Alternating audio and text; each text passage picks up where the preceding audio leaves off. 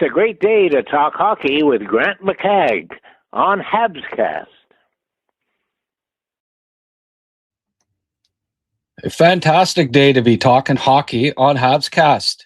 Super Bowl Sunday, about minus 30, minus 35 here in Ottawa today. So nice day to be indoors, waiting for that Super Bowl to start. A lot of you, I don't know, you can only watch so much coverage of the friggin' Super Bowl beforehand. It's kind of like the Kentucky Derby with their 6 hours of coverage and then 5-minute race. It's about 40 hours of coverage on the Super Bowl, and then, well, it'll be about a 5-hour Super Bowl, I guess, because the halftime shows and the commercials, and it'll be, probably be over about midnight tonight. But let's talk hockey. Habs, Olympics, Habs prospect of the week, Rick's draft prospect of the week.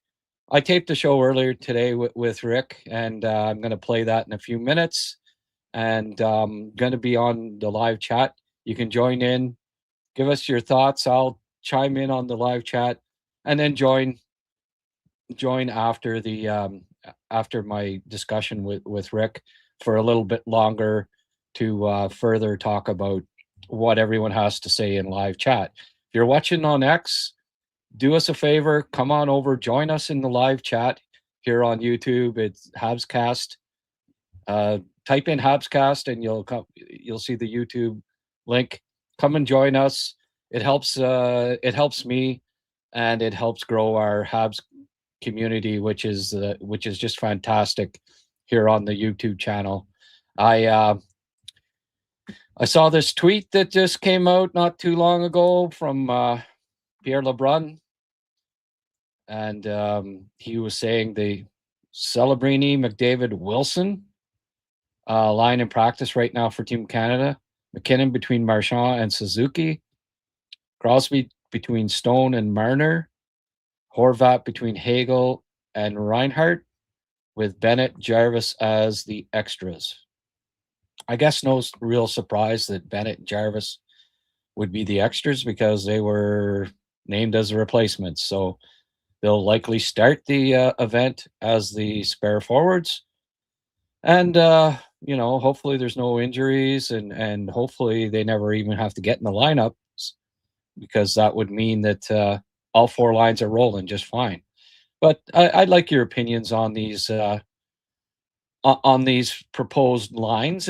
Pretty interesting, I think. Wilson playing with Celebrini and McDavid, I kind of get it. Like, bring that big physical presence to the top line. I mean, he's played top six in Washington for years, and he certainly brings a physical forechecking presence to Washington's top six. He's putting up almost he's like a point a game this year, so it's not like he can't provide some offense too. So is that like a response to Team USA kind of having a big physical lineup? Maybe. Looks like they're trying to build this team to ultimately face the US in the final, aren't they? Now, Suzuki, any line with McKinnon on it has to be considered top six, I guess. I wouldn't have Marchand on a second line, but again, I think they're looking to have a pest on each line. It looks, by the looks of things here, at least one anyway. I don't know that. I mean, I'd have someone other than Marchand as one of the wingers, but still an interesting group. And Marchand has certainly stepped up in big games, throughout his career.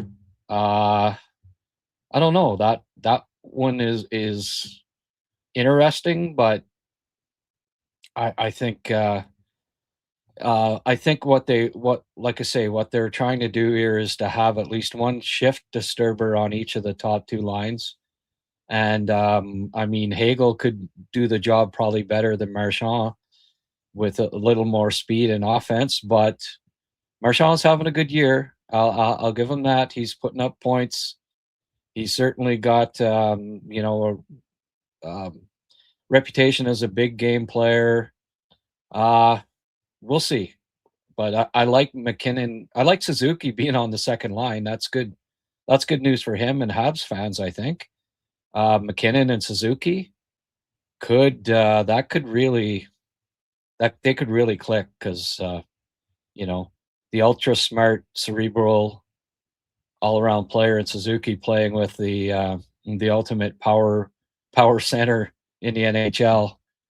I really do think it's going to be a great it's going to be a great duo that I see Suzuki McKinnon hopefully sticking together for the entire tournament, and that'll be exciting to see. Crosby between Stone and Marner. I don't know.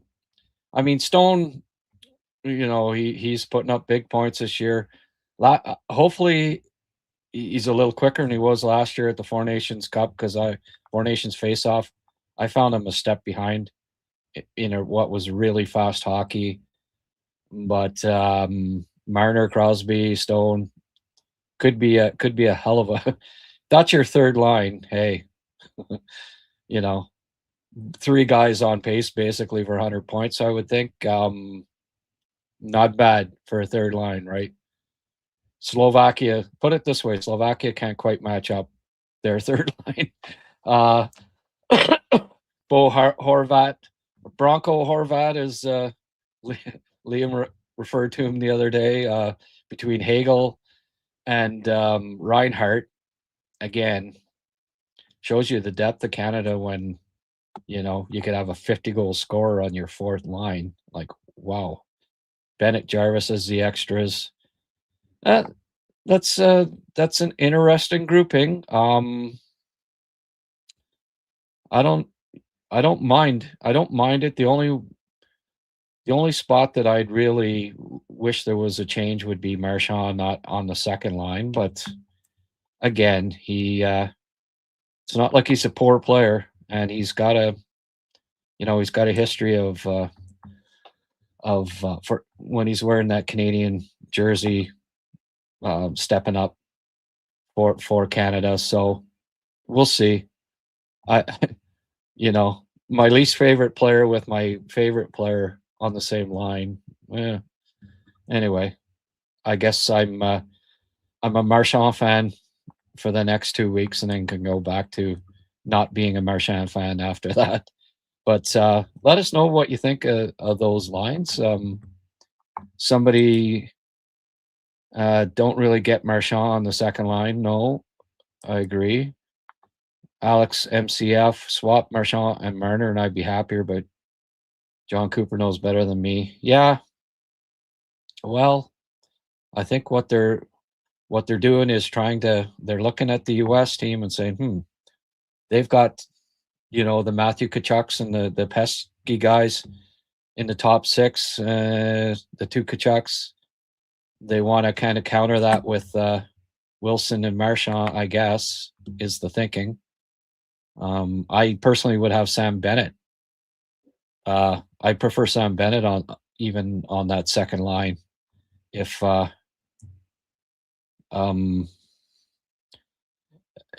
it was up to me, but I realize he's kind of the extra guy at this point. Folks, I'm going to give a quick shout out here before I start the broadcast with Rick. Logs End, Yvan Cournoyer, 10-time Stanley Cup champ, Montreal Canadiens legend. He got his flooring at Logs End, and he couldn't have been happier with it. They take logs out of the Ottawa River, make it into beautiful wood flooring. Check out their website if you get a minute, logsend.com. And if you end up contacting them, tell them the Grant from HabsCast sent you, and they will treat you like kings and queens. All right. Let's get to the show that I did with Rick earlier today. I had some great discussions with him. I hope you enjoy it, and we'll we talk about this there's big rumors that the Canadians are after O'Reilly. Don't know how true they are, but we kind of go through the scenario. What if they did pick up Ryan O'Reilly? Who it might cost? Is it a good idea?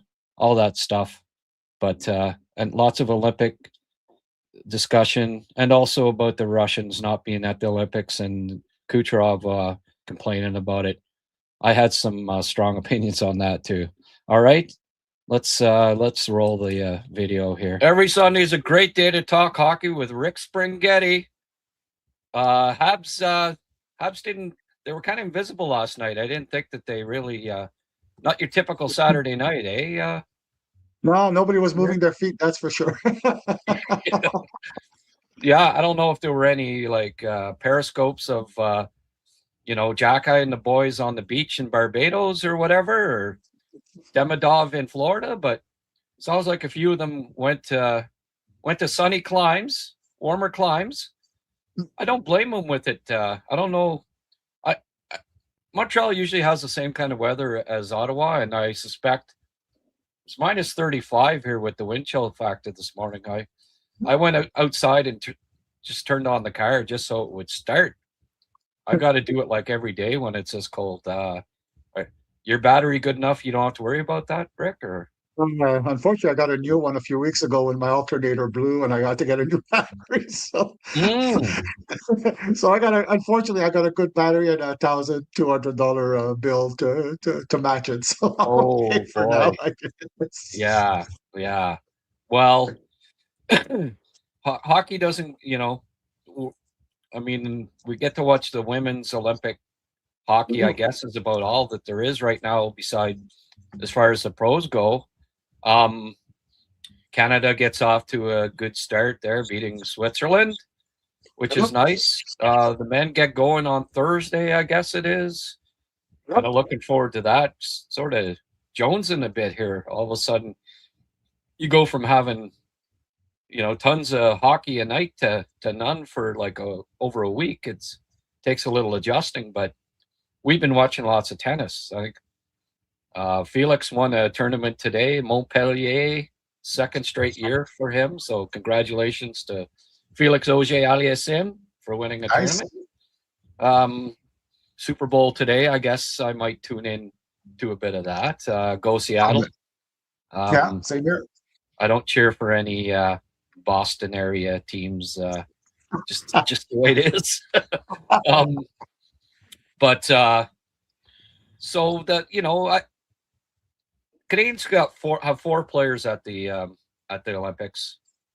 Do you think the teams, those four guys are going to be aren't going to get rested? There's a lot of teams, especially the good ones, that have 6 to 8 players at the Olympics. So really, I don't think too many of the real contenders don't have at least 4 players at the Olympics. So it's not a disadvantage to the Canadians. If anything, compared to a few others, I was going to say Tampa, but I guess with Point and Cirelli not going there, maybe not as much, but they still got a bunch of players at the Olympics. No Russians, mind you. Kucherov and Vasilevsky aren't playing, but we'll get into that. I got a little something to say about Kucherov's comment the other day. But do you think that what are your thoughts on players that go to the Olympics? Do you think it's a disadvantage for them coming back and think that they'll be tired? Because, certainly coming right out of the break, I think players that went to the Olympics are going to be sharper than those that sat on a beach for 2 weeks in Barbados or whatever the case may be. Maybe have a couple of adult beverages, maybe. Maybe. What do you think? I think when they first come back, it's advantage to the players that went to the Olympics. Perhaps down the road in the playoffs, maybe a few of them get burnt out, but we're not talking about these guys aren't our age, Rick. Like, well, me No, especially, they're right? athletes. You know, like I think they can handle it. What are your thoughts on players that went to the Olympics and how it might affect their club teams when they come back? No, Grant, just a few moments before we went on air, we were just chit-chatting about things in general, and we just said, no, not everything is black and white, right? And that's a perfect example to me, Yeah. where you might get some fatigue from some players who already play a lot of minutes with their regular team, and then they got to go do this tournament and play a lot. Now, um, it kind of depends what happens while they're at the tournament. So I think last year, I think it was Brady Tkachuk that got injured. Well, that did kind of make things harder on him, and it was Right. difficult. If you stay relatively healthy, as you said, they're athletes. I don't think it affects you that much. If you get hurt, you twist an ankle, you little groin pull or something, yes, that's going to hurt you. But if you don't, then I don't think it's a huge difference. At the same time, too, you kind of have to think that it gives you a lot of life experience and hockey experience. It's more Mhm. tools in your baggage that you could use. It gives you a boost of confidence. Put yourself in Slavkovsky's place, right? He's going to be the leader on his team. He's going to Yeah. be the big guy. He's doing that a bit in Montreal this year, but now he's going to have like a whole country and a whole team that is going to be looking to him to lead him. Yeah. How much value is that for a player's confidence and maturity and growing up and dealing with pressure? Playoffs come, you're going to have that pressure, and he's going to be able to handle it better because he's going to have a little bit of background. If Suzuki goes to play for Team Canada with the injury to Point and Cirelli, there's good reason to think that Suzuki's going to have maybe a even bigger role than expected. He hangs with the big guys. It's got to help him. It's got to make him feel good. It's got to give him a little bit Yeah. more boost of confidence. Kapanen Yeah. or Kapanen, whatever. I gotta get both ways of Oh, calling it now. It's Kapanen, my friend. It's just Kapanen, Don't right? go there. So he's going to play in this tournament. He's going to be he has a big tournament on the team, and the whisper sometimes. Some people say, well, he plays well because he plays on a line with Demidov and Slavkovsky. Well, he goes to this tournament. He has a good tournament. Without them, bam, that confidence goes a lot higher right there. That belief in Yeah. himself. So there's a lot to gain by going to this tournament. The only problem that you have is that every time you hit the ice, there's a risk of injury, and it doesn't have to be one that takes you out of the lineup. But if you pull something or stretch a little something wrong, you don't like to have those injuries that linger because it does affect you Yeah. over the long run. So it's a mixed bag, but it could be a wonderful growing experience for the players that they could take as the playoffs come. Yeah. No, those are good points, Rick. And they, Cappy going there, like you say, and maybe maybe some fans will back off, especially if he has a good Olympic with this narrative that he only plays well because of his line mates. Well, if he goes there and he's playing with third, fourth liners in the NHL and still plays well, then where are they going to go with that narrative, right? But Exactly. anyway, a lot of I've seen a lot of complaining about. I'll get to that in a sec. But 2 injuries, both Tampa Bay players.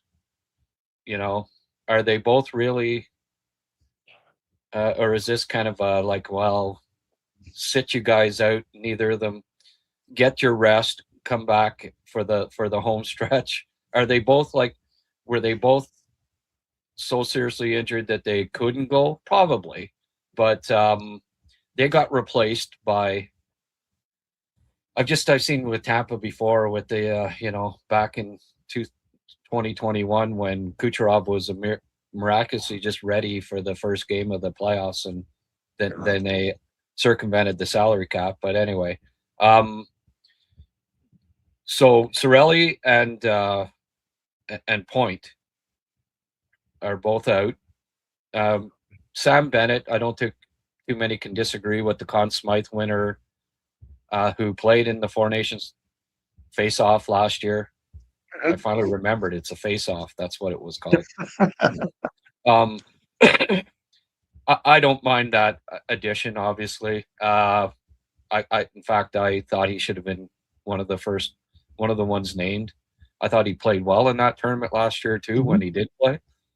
Um, Now Seth Jarvis there's been a little more, feedback on that. Liam was on here the other day saying that he was quite vociferous in his opposition to it.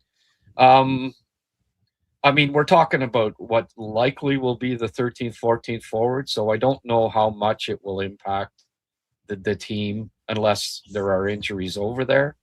But, even if there are, he's still going to be like the 12th guy, fourth line winger or whatever. But Seth Jarvis can play center. He can kill penalties. He's a very good player. Like I like his engine. I like his speed. I like his smarts. So I don't have that big of an issue with him being added to the team. He was there. We weren't around him. He was there at the Four Nations face-off last year. Obviously, the coach liked him. I think he's willing to. He'll be more than willing to be a spare forward for this team. I don't think we'll get any, negative feedback from him on it. So I don't see it as that big a deal that, yeah, Scheifele and Wyatt Johnson, I would have picked them over Jarvis. But again, it's to be a spare on the squad more than likely. So I don't think that it's that big a deal. No, I don't think so either. And I like, the addition of Seth Jarvis for a lot of the reasons you mentioned, Grant. He's a player that could do different things. He won't complain. And I'm also thinking a little bit further ahead. Canada's World Junior team, didn't really succeed the way we wanted them to or we hoped for it. And part of the reason I think is that there was a lack of maybe of team chemistry and people finding their roles and all that. And I'm reminded a little bit of Ken Dryden's incredible book, The Game, where he talks about how different players can bring different things in the locker room. And, he talks about how a guy like Rick Chartraw was important because he was an extra player, but he kept the room light and he made things fun. And Seth Jarvis seems to have a personality that's a little bit of a goofball, happy-go-lucky, joking type of personality. And there's a ton of high characters, highly strong winners, very, very committed guys on that team and that's what makes them great.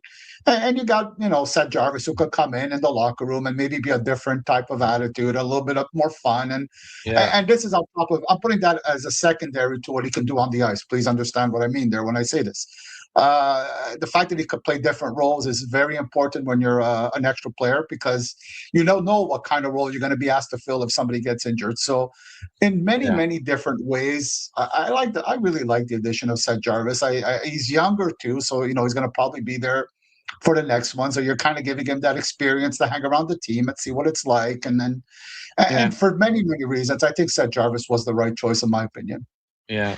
Well, I mean, Carolina's at the top of the Eastern Conference, and he's one of the key components on that team. So, his point totals aren't fantastic this year, but he's a good all-around player.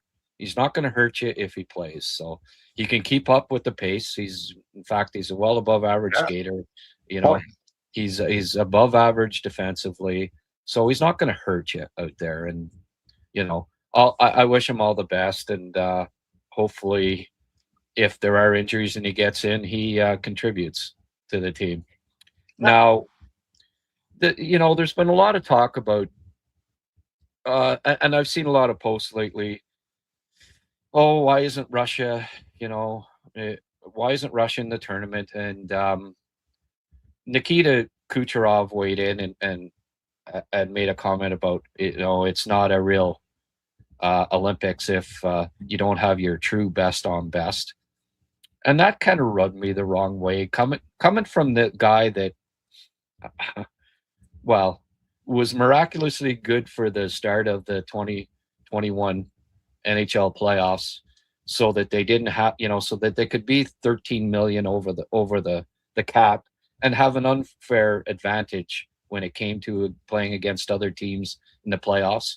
People And people are, I weighed in on it and said, well, you know, it coming from this guy, it whatever, you know. And Yeah. people, oh well, the rules are rules, and yeah, it was the rules, but they did change the rules because of it, and a couple other examples where it, you know, it basically was a loophole that these teams took advantage of.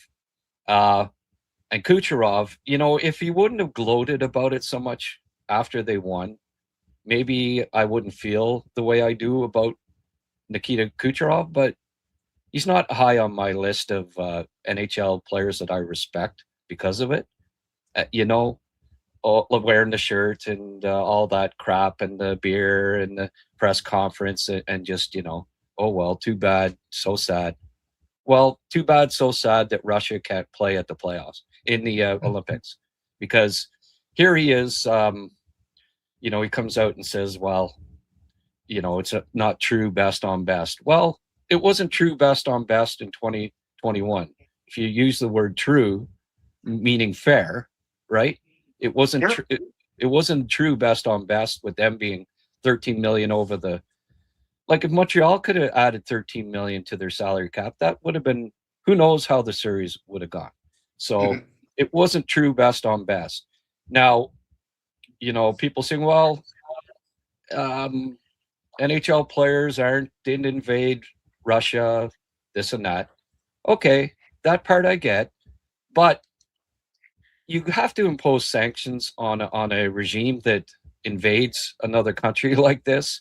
You just have to, because in Russia especially, like the vast majority of people don't know exactly what's going on in Ukraine. I mean, maybe we don't either, but we do know that it's wrong what they're doing, and that, you know, the only way that you can get, because the Russian media is not informing people in Russia what's going on.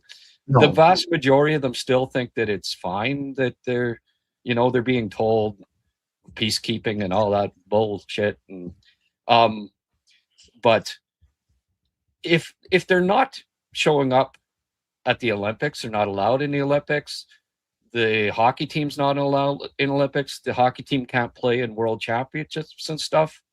It's at least letting the people of Russia know that, hey, the rest of the world is against what you're doing in Ukraine.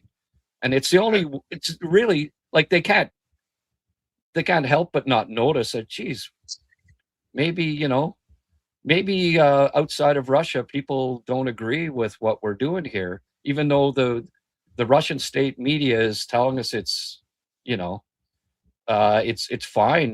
We're doing the right thing by trying to take over our neighbor in country. And so that's why you impose sanctions, you know, also economic ones that, again, hit them and say, like, that's not against sports athletes, it's against the Russian people.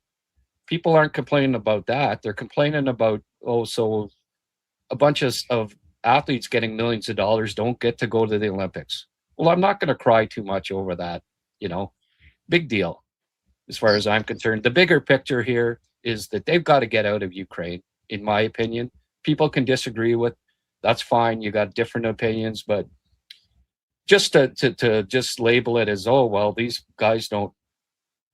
Well, how many of them have spoken up against what's going on in Ukraine? One Russian that I know of, and that's Zadorov, has had the temerity to come out against it. And I get that, you know, there can be repercussions on your family, right? Yeah. Yep.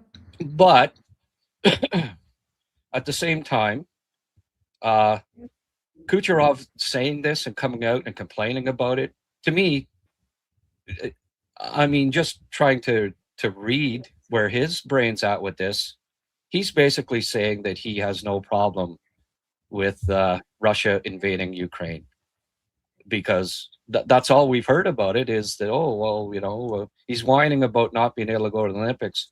Well, he knows damn well why he's not allowed to go to the Olympics because his country invaded another one. And to just whine about that tells me that he supports it. Maybe I'm wrong, but he certainly has never said anything negative about it.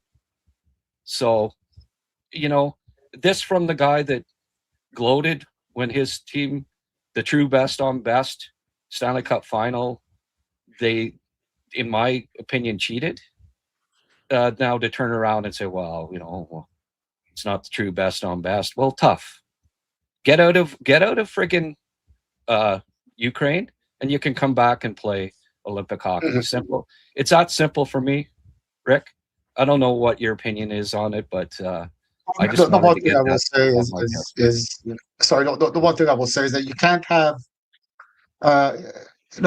you can't expect to make sanctions that don't affect anything because they're pointless, right?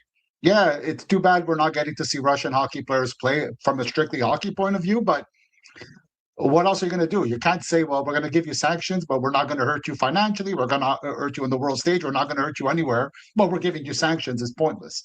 As you said very well, you could blame who you want, but maybe blame the leader of your country that's not doing the right thing. And if you want to tell them to do the right thing, stop this war, and then you'll be back playing hockey, and everybody will be happy. But don't put the blame in the wrong spot. It's a proper decision. It was the right thing to do, and if you don't like it, well, too bad. Yeah. Well, letting them go to the Olympics would be normalizing what's going on. I don't care that it's 4 years later. Well, it's 4 years that Ukraine has suffered. So it doesn't make a difference whether it was a year after they invaded or 4 years after. They're still in there. They're still killing people. Like, get out. And then you can friggin', but by saying, okay, well, we kind of forget that this happened. It was so long ago that you first invaded. Oh, you're welcome back in. No. It's no different than it was 2 months after they invaded. They're still there. They're still killing Ukraine unjustly, I think. So get the hell out, and then you'll be able to play international hockey again. It's that simple as far as I'm concerned. Anyway, I just I made a post, and of course a lot of people responded, and because so many people just, well, we can't mix politics and hockey. Well, sport, it's been like this before, like the Soviet invasion of Afghanistan. How many people complained about it at the time that they weren't at the LA Olympics? Not that many, but they're complaining now about a hockey team. I don't hear a lot of complaints about the Russian team not being at the Olympics at all. It's more about just the hockey team. Well, what's the difference, right? Yeah. They're part of the sports federation of Russia, and you have to tell Russia and the people that, hey, what you're doing is not right. And this is one of the few ways that it can actually get right through to people, because the Russian people have to figure, okay, we must be pissing off the rest of the world if they won't let us play in these things, in these events. For sure. But they certainly don't get that side of the story from the Russian media. So, it would be, just put it this way. Trump, let's say U.S. invaded Canada, right? Sure. And, they got, the rest of the world was against it, obviously. And they said, well, you're not playing in the next Olympics. How would a Canadian feel that 3 years down the road, they're still in Canada, they're still killing us, they're still taking over our country, burning it down, destroying hydro dams, all this stuff, and the rest of the world says, oh, well, it was 3-4 years ago now. Canada, U.S. has such a good hockey team. Geez, we'd really love to see them at the Olympics here playing the best on best, true best on best. Yeah. It's okay. You guys can play again. Yeah. How would Canadian truly? How would you feel Yeah. about? No, of course. That's very well put in a way that I think hopefully people will understand and really pay attention. Well. Anyway, I don't talk politics too often on here, but this seems to be a hot topic right now. Certainly on my Twitter feed. You know, I got like 600 likes for the my original response, and about 150 replies. I didn't read most of them, and I finally just muted the conversation because ones that would come up would be like, "Oh, you cuck," and "Oh, I'll get over it." No, Yeah. I'm not get. It's Kucherov, and he was the impetus behind them circumventing the salary cap. He was the guy that gloated about it after. Now he's whining that this true best on best. Well, was it a true best on best in 2021? No. Then shut up. All righty. Good. All right. So let's get on to the Habs here for a bit. There have been rumors recently about the Canadians. Maybe, the hot rumor in the past few days has been Ryan O'Reilly. That they might be going after Ryan O'Reilly. I could see it. I could see them being interested in it. I still don't think they're going down that road necessarily, but I mean, former Conn Smythe winner, bring him in. It would add some grit, even though he doesn't hit. His hit totals are ridiculously low for a guy that gets referred to as a gritty player, but he does compete hard. He's a veteran. He's good at playoff time. He led St. Louis to a cup. He's good defensively. He's good on faceoffs. There's a lot of reasons why he'd be a good add to the club. So I decided to have a little fun here and say, well, what if the Habs added Ryan O'Reilly and Zach Whitecloud, who I think should be the main guy that they focus on defense.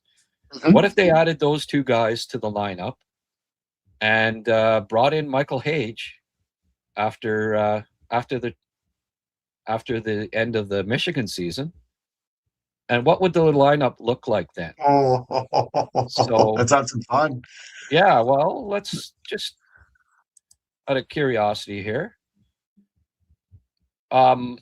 Now people will say, "Oh, wait, well, O'Reilly, you pick up O'Reilly, he's going to be center in the second line."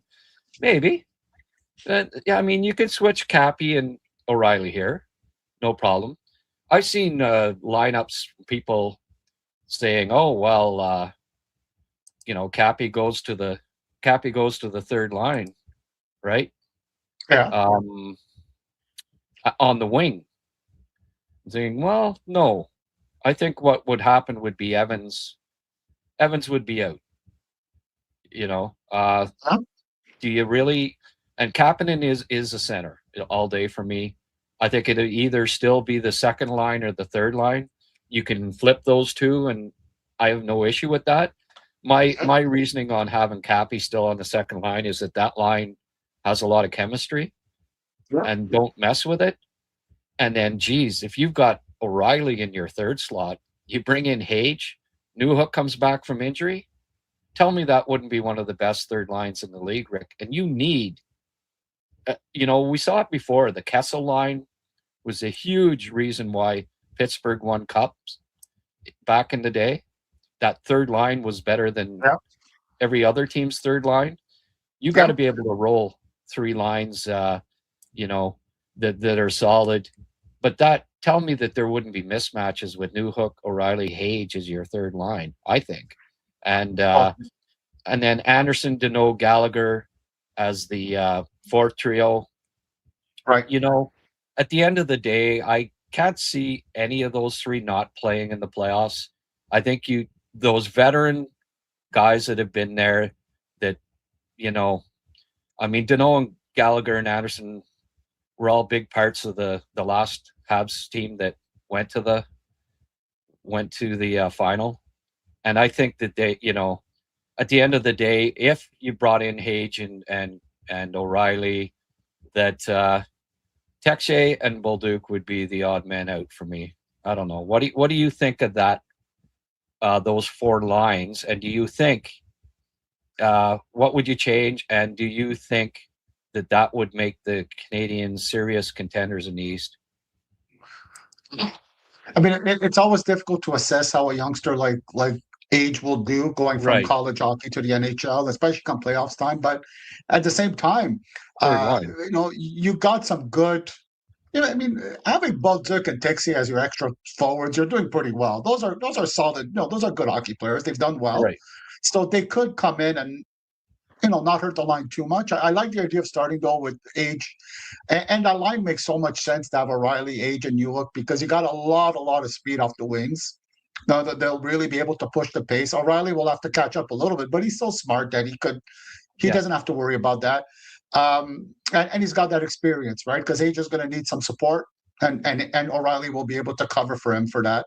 I wouldn't change the second line either because, as you said, they got chemistry. And another thing too to consider, and I'm picking up more and more the habit of saying, first line, bottom line, and middle of the lineup lines, right? So maybe some games the captain line will play more. Some games it will be the O'Reilly line. I don't worry about that too much. Heck, sometimes maybe Danault will see more ice time than O'Reilly and Kapanen, depending on the penalty situation. But so I think those are two very good middle of the line rosters.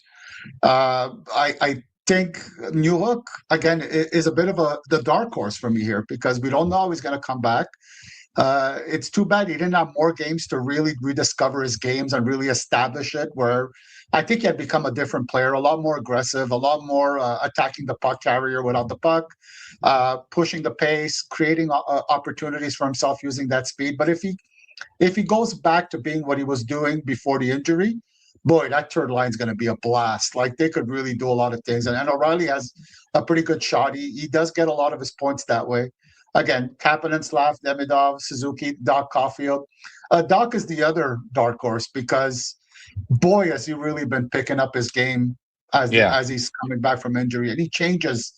He's made that first line a heck of a lot more effective now. You got an element of size on most of the lines, maybe not as much with the O'Reilly, Age, and Newhook line, but now you're not going to have everything on the line, but that line's going to have speed and experience. But Anderson on that third line, Slavkovsky on the second, and Suzuki on the Doc on the first gives you that size element that you need to win battles down low. So to me, it makes sense. And again, if Age struggles during the playoffs, if it's a step too high, well, Bolduc would be a nice addition on that line. I think he'll be just fine. Well, yeah, I mean, you could try that, and if it's not working, you got Bolduc and Texier you can plug in, and no big deal, right? Yeah. But I mean, I would like to see that those formations if you brought O'Reilly in, and I mean, Anderson, Danault, and Gallagher have been very effective third line lately. Yes. So if they're your fourth line, that's not bad too, right? Like that's a good fourth line, I think, in the NHL. 100%. And 100%. Especially the way Gallagher's bounced back here now in recent games. Mm-hmm. You can't. I want Brendan Gallagher in my lineup in the playoffs. If he's playing like he has recently, you can't have him out. He just nobody competes harder than him, and that's what you need at playoff time is that never say die attitude. He was a huge part of the team that went to the Cup final. Lost to Tampa, and I don't know. I think that would be like that lineup to me. If Hage came in and he, and he made an impact, or even if he didn't, put Bolduc in there, whatever. The four lines are freaking solid. And, Still. you know, then Hudson, Dobson, Matheson, Whitecloud, Gooley, Carrier, same deal. I put up you know, if you had Whitecloud, I put up a proposed lineup last week, and people said, well, Matheson has to be in the top four. You know, you can't go from him being the minutes leader to being on the third pairing.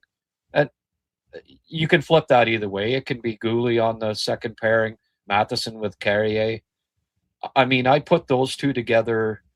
I see Gooley and Whitecloud as being a physical shutdown pairing if they did play together.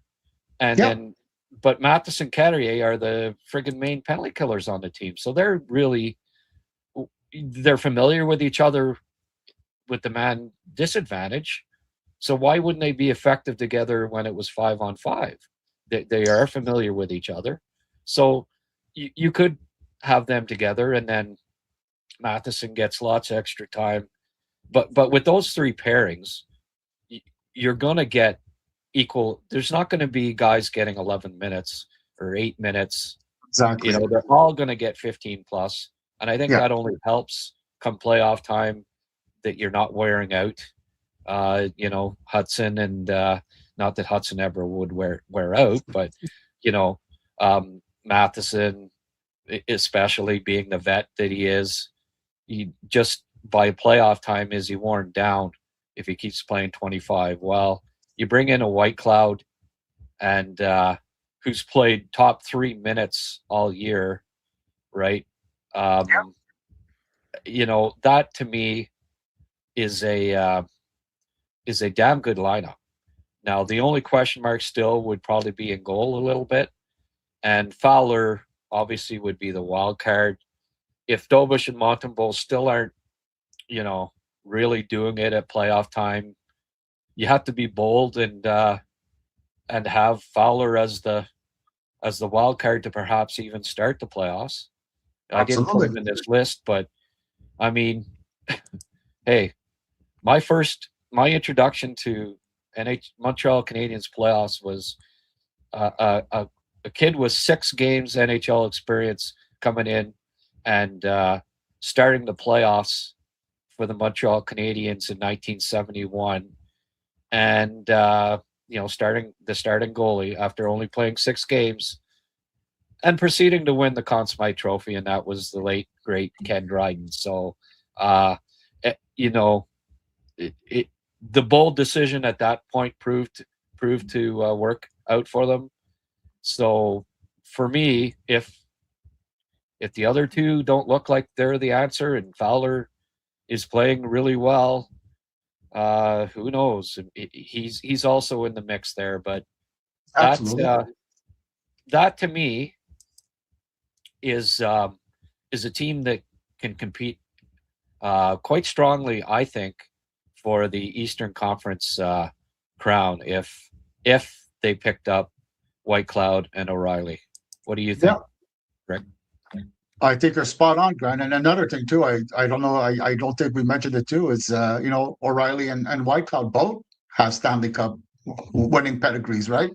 Yeah. Not a bad thing on a team that right now doesn't, I don't think, have anybody who's won a cup in their roster. So these guys will come in and then they give you a little something extra on top of what they could do on the ice. I think it makes sense. I think Whitecloud gives you exactly what the team needs on defense. And you've talked about it, and we've talked about it on the show too, where you need a little bit more physicality. And physicality, that means you can play against anybody. And that's the problem they have right now, where, you know, Jack Guy struggles if the pace of the team, the game is a little fast. As long as the play's ahead of him, I think he does okay. But if the team is fast and can beat him on the outside, he really struggles to recover. And you know, Struble, it's been an up and down roller coaster where sometimes his puck management decisions are not the best. You wish he was a bit more consistent on that, although his skating ability is better. But at times, you know, he just doesn't move the puck very effectively. And I think Whitecloud understands his limits a little bit better. And yeah, he won't bring you a ton of creativity, but he won't really make mistakes with the puck either. He'll get it out in a safe area and give the team a chance to compete, and maybe give the wingers a chance to use their speed. The duos, I think, also make sense. And again, you hear that sometimes, and I think on the chat somebody said that, winning teams always use their top defenseman 27, 28 minutes a game. Just because that's the way it's done in the past doesn't mean it's always done that way. If the Habs have that depth, that could become a strength. Don't worry about what everybody else has done. You don't always have to follow one formula to win.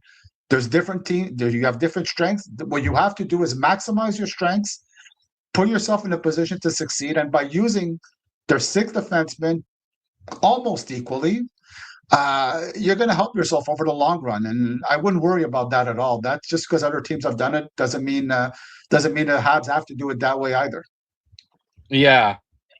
Well, I think you look at Florida. I think they used 3 pairings quite a bit, right? Good point. There wasn't too many guys playing 28 minutes a game. Right. I mean, depending on the situation, but the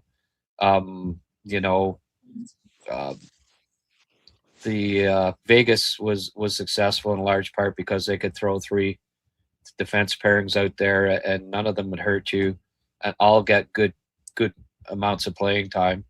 So, I don't necessarily think that it would be, and still, you could still, like a Hudson can still play 25 minutes, and everybody else gets quite a bit. Like if you have an exceptional player, you've got a lot of power play time, Hudson's going to be out there 25 minutes. Of course. And everybody else still gets a decent amount of ice time. I just don't think,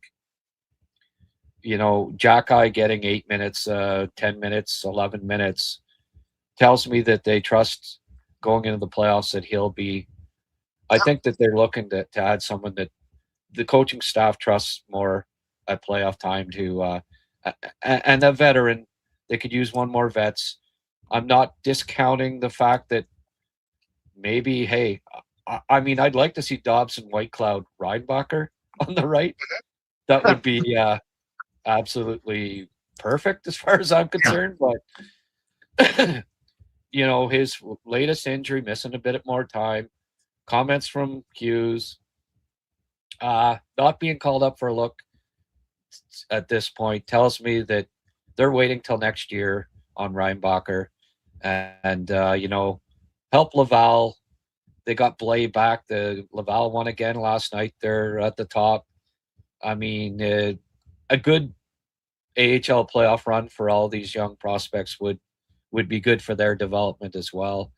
Play Reinbacher 18 to 22 minutes a night in Laval, and if they win a Calder Cup, that will be great for his development too. Sure. So I don't expect him to be playing at playoff time. Although next year at this time, yes, he'll be in that lineup come playoff time. I'd be shocked if that's not the case. I agree. Anyway, just that's the possibility with O'Reilly, and obviously the one big omission here, and we didn't even mention him, would be Jake Evans. Wouldn't I think he'd be part of the package going back the other way if you were to obtain Whitecloud and O'Reilly. Both St. Louis and Calgary could find a spot in their lineup, I think, for him. I think Engstrom would be part of the return. Obviously, there'd be some draft picks and another good, at least one more good, solid prospect would be in there. Joshua Waugh has looked better recently again, and I wonder, like next year, he'll be waiver eligible, right? Sure. So do the Habs try, while he's still got a bit of value at least, try to unload him here at the trade deadline, as opposed to likely losing him next year for nothing at the end of training camp when he invariably gets sent back down to Laval again? A team like Calgary, I think he could get a look. Maybe St. Louis. I mean, they keep picking up friggin'. I find it funny the team that exposed the that put Texie on waivers, a winger or whatever, has now picked up Jonathan Berggren on waivers, and now this week Finley. So they've added 2 forwards on waivers, and we need help on forward. Oh well, why did you waive in the first place? Anyway, but they could, I think Roy might get a look maybe in St. Louis. I don't know. They've got some good young wingers coming up, but they may not be ready. But I think Calgary, for instance, they, a team like that's low in the standings, that doesn't have the depth Montreal has, would, if they picked up Ottawa, give them one last look at the NHL level here before, because he's not going to get it with Montreal down the stretch here. Before, and say, okay, how does he look? Can he make our team next year in training camp? You'll know better if you give him a good look at the end of the season for a Calgary. He's not going to get that look in Montreal. So maybe a team like Calgary, not that he holds a lot of trade value, but they take him back as part of the, I don't know, Engstrom, Beck, Roy, couple of draft picks would all be in play here. Yeah. How big a price would it be for O'Reilly? Would they have to get O'Reilly and Whitecloud? Would they have to include like a Zborowski? And if they did, I know a lot of Habs fans would not be. Unfortunately, to get both of those guys, it may require an A prospect involved. And if that's the case, I think a lot of Habs fans would say, well, let's not bother then. What do you think? It'd be hard to lose. It'd be hard to lose one of those high-end prospects. It'd be a very hard, decision to make internally. I think you'd really have to take heart about that, because guys with that kind of potential, they're very hard to find, right? And I know it's just potential, and potential doesn't really mean much. The difference with acquiring a guy like O'Reilly is that he is signed for a few years, and I think Whitecloud is signed for one more. There's always a possibility of doing another flip. But I think you gotta, I think at this point, because of where the Habs are for its standing, I think Engstrom, a first-round pick, those are the guys that I'd be almost more willing to move than a Zborowski, to be honest, definitely. I think if I had a choice, that would be it, because I just think there's too much. Well, at this point, Zborowski's a top 10 pick. Just because of how well he's doing now, where he was drafted last year, and top 10 picks are really hard to give up on. So, Engstrom, first-round pick, a guy like Beck would be in there too as a trade option, and other guys like that. I think you'd be looking more there. Even a Pickford might be more of an option, even just as good as he is. The Habs look like they're pretty much set at defense for a few years, so they could recover from that loss. Although I really love him as a prospect, I'm just saying they're set up. So I think Zborowski, age, those guys I probably wouldn't touch right now. But I'd be looking to move the first-round pick and Engstrom, and like I said, a Bryce Pickford, Papenikis, guys like that. And Evans, has value in the league, right? Because the thing with Evans, to me, is that if the Habs move Evans as a part of a return, whoever's acquiring him will be able to flip him in a year or two, because that's a very, very manageable contract. So you're getting a player that you could flip another time to get extra value a bit later. So I think those are the kind of players that I'm looking at for a trade for Montreal, Grant. Yeah.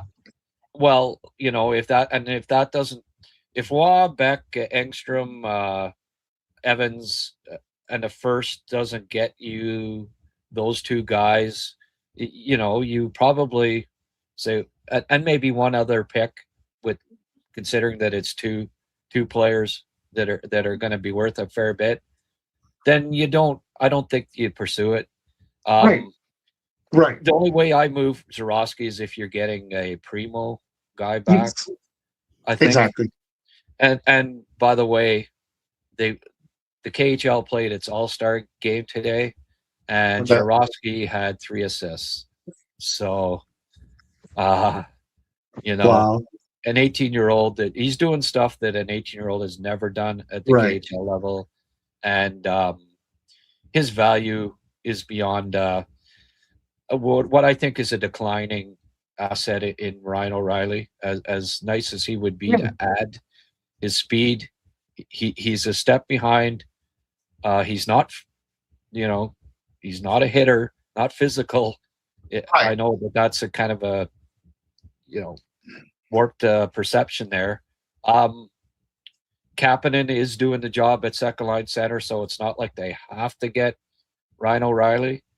They also have Evans and Deneau at center, so it's not an absolute must. Right. Like, I don't know that these rumors are exact. Like, they're just rumors. I don't think the Canadians are just salivating and begging St. Louis to trade them Ryan O'Reilly. But if they get the right deal, if those players that we've mentioned, and then there could be a couple others in that mix. Haven't mentioned Reinbacher, but I say no. I don't think the Canadians they're not looking to move Reinbacher because he's a huge part of that top 4 defense down the road. I truly believe that. That's why they drafted him. So Reinbacher, Hage, Zurowski, I don't expect any of the 3 to be moved unless it's like a Sidney Crosby or something. And Pittsburgh is not moving Sidney Crosby at this trade deadline. Sorry, folks, but it ain't happening. The thing too with Nashville, maybe moving away from O'Reilly, is that I think, and I might be wrong, but last I looked, they have a lot of UFAs coming up. So of course, if they could trade O'Reilly, getting some valuable young NHL players that they think could fit into their lineup, would be helpful for them because they're going to run into a little bit of a loss. I think they got Bunting, his contract is done. If they move O'Reilly, I think they got 1 or 2 other players that are playing in their top 12 right now. So Evans and Engstrom maybe moving in will be helpful for them because they're going to be able to fill in holds and use players right now. So that's a little plus that maybe Montreal could. It's an asset that I think maybe Nashville would covet because ultimately what you're doing is trying to find assets that other team covet. So that might be interesting, I think, for Montreal to look into that possibility with Nashville when it comes to O'Reilly. Yeah, and I was talking St. Louis, and O'Reilly's not in St. Louis.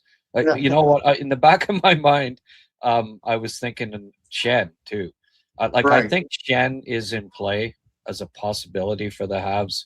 Maybe a backup plan if they don't get O'Reilly and they still want that veteran two-way gritty. He's got more grit actually than O'Reilly. And then also Toropchenko. Those to me are possibilities up front if they wanted to add a guy. So St. Louis is in the back of my mind, but I understand. It would be Nashville, obviously, and they could use an Evans.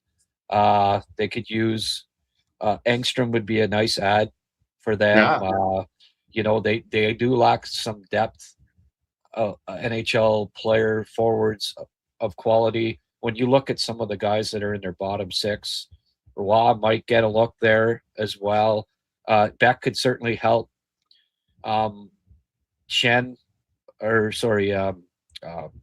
Struble, I think, could play on Nashville's defense. So especially if they get rid of a couple of their veteran defensemen at the trade deadline as well. So you pick up an Engstrom and a Struble, or one or both. So I mean, all of those, they're possibilities, but I don't think the Canadians part with any of the big 3 prospects because Gorton even hinting at it with his interviews and stuff, saying they're still, they're saying if we make the playoffs, anything can happen, but however, my response to that too is the Habs don't look like they're just going to make the playoffs. They look like they may be top 2 in the conference. So, anything can happen. But yes, but if you not only make the playoffs, but are one of the best teams in your conference, and you get home ice advantage, then there's a, you know, better than even chance that you can make some noise at the playoffs, especially if you add the right pieces. So I think the Canadians are going to be, they're going to be sellers to a certain degree because they have to move some contracts, rosters, free up roster space. I think Line A being included. Sounds like Yeah. he's on the way out. Yeah. But they're going to be mainly be buyers here, I think, at the deadline. Yeah, I think they're going to be buyers, but I appreciate this. I think too many teams have given up the farm for a short-term game. I think he's going to be a little bit cautious too, and he's going to be bold if the opportunity's there, and I like that. You should be, but I think he's not going to give up the farm. I think he's really this. I think that the management team is very disciplined. They know the value. They've assessed the value of the player that they're going to get in return, and they won't deviate that. And teams have done that in the past, right? Where you give a value to a player. For some reason, that player becomes the only option available, and then you overpay for him, and then you regret it, right? It's important to be disciplined. I give a value, this is what it is, and I'm going to stay within that. And you do that beforehand when you're calm, when you're not in the rush of making a deal at the last minute, and that's really important too. So I think they've done all that. They've done their homework, and I'm just curious to see what happens. Boy, there's not a lot of time between the trade deadline and the end of the Olympics when the game takes back. I think that most teams have like 4 or 5 games only to play. So decisions are going to have to be made quick. They better be ready. Yeah, for sure. For sure.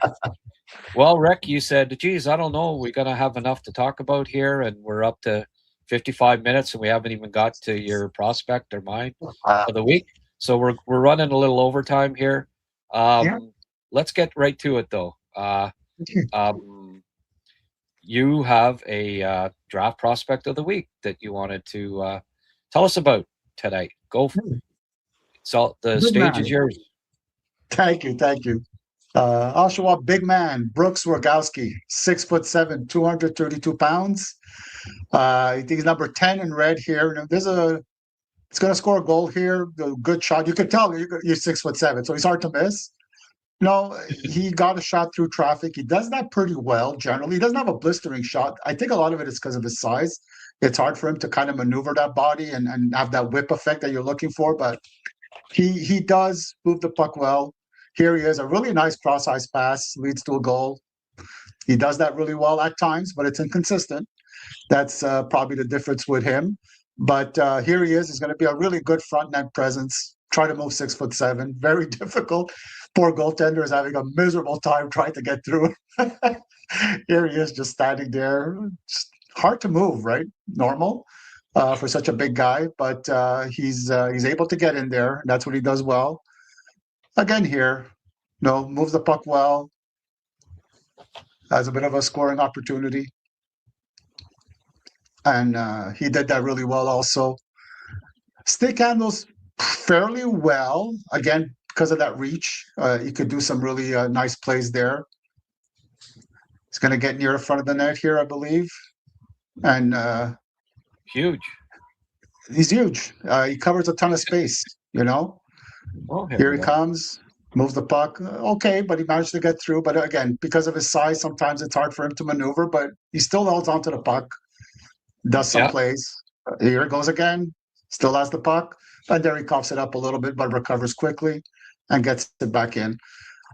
He does, he does some pretty decent defense too.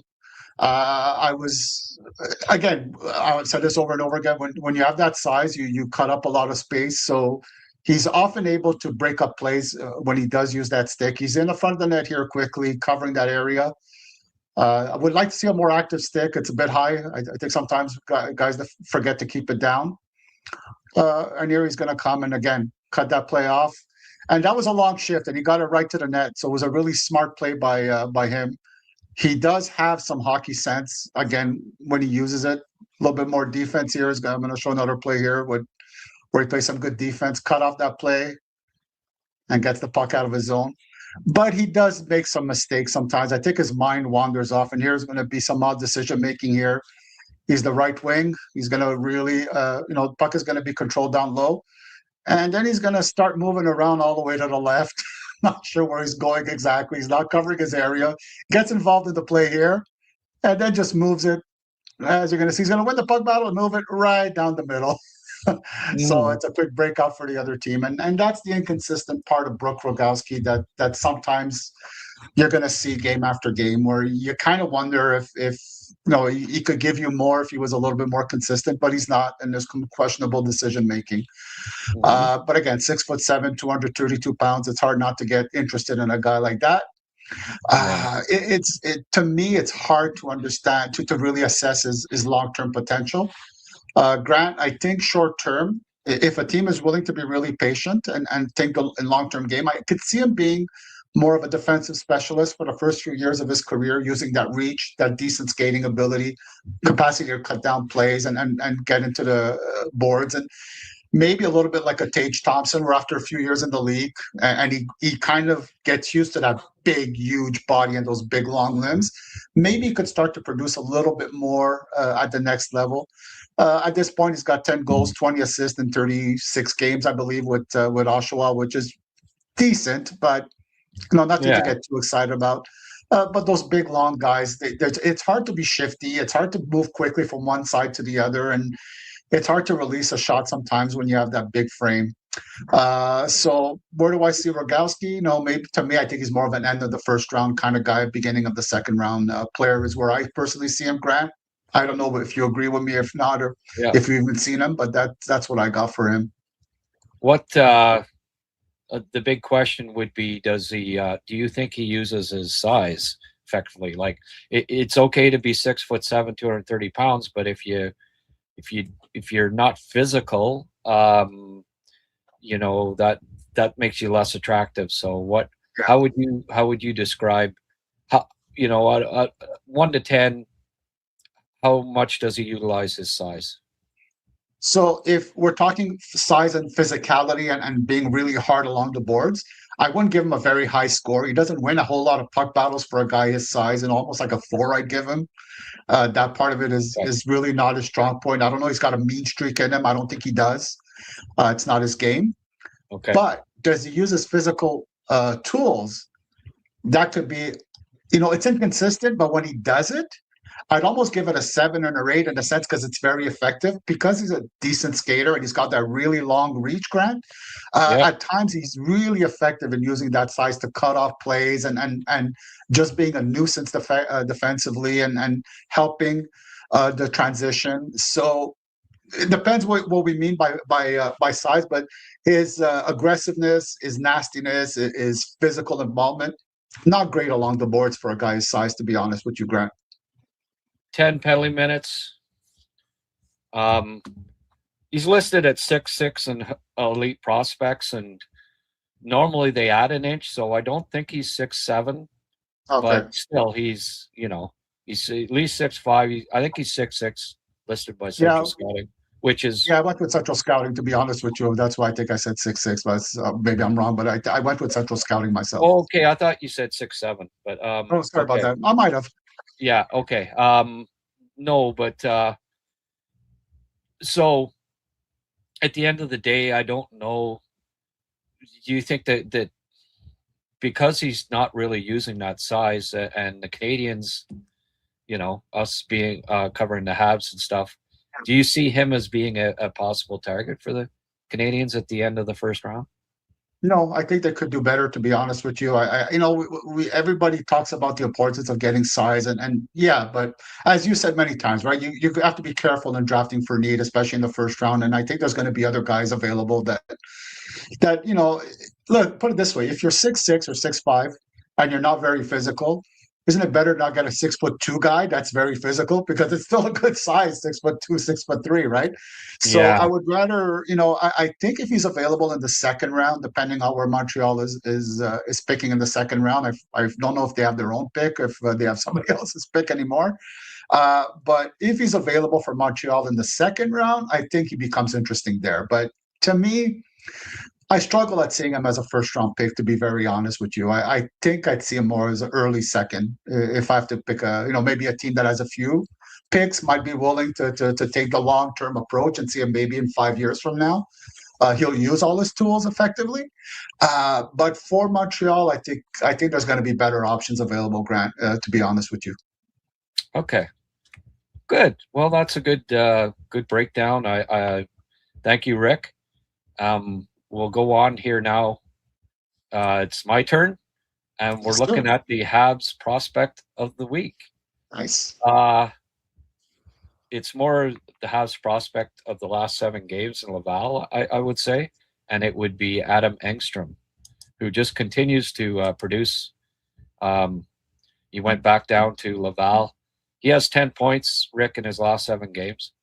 Wow. Which for a defenseman is pretty incredible at the AHL level. Yeah. He just keeps displaying that, you know what? I should send this video, I think, maybe to Barry Trotz and Craig Conroy. What do you think?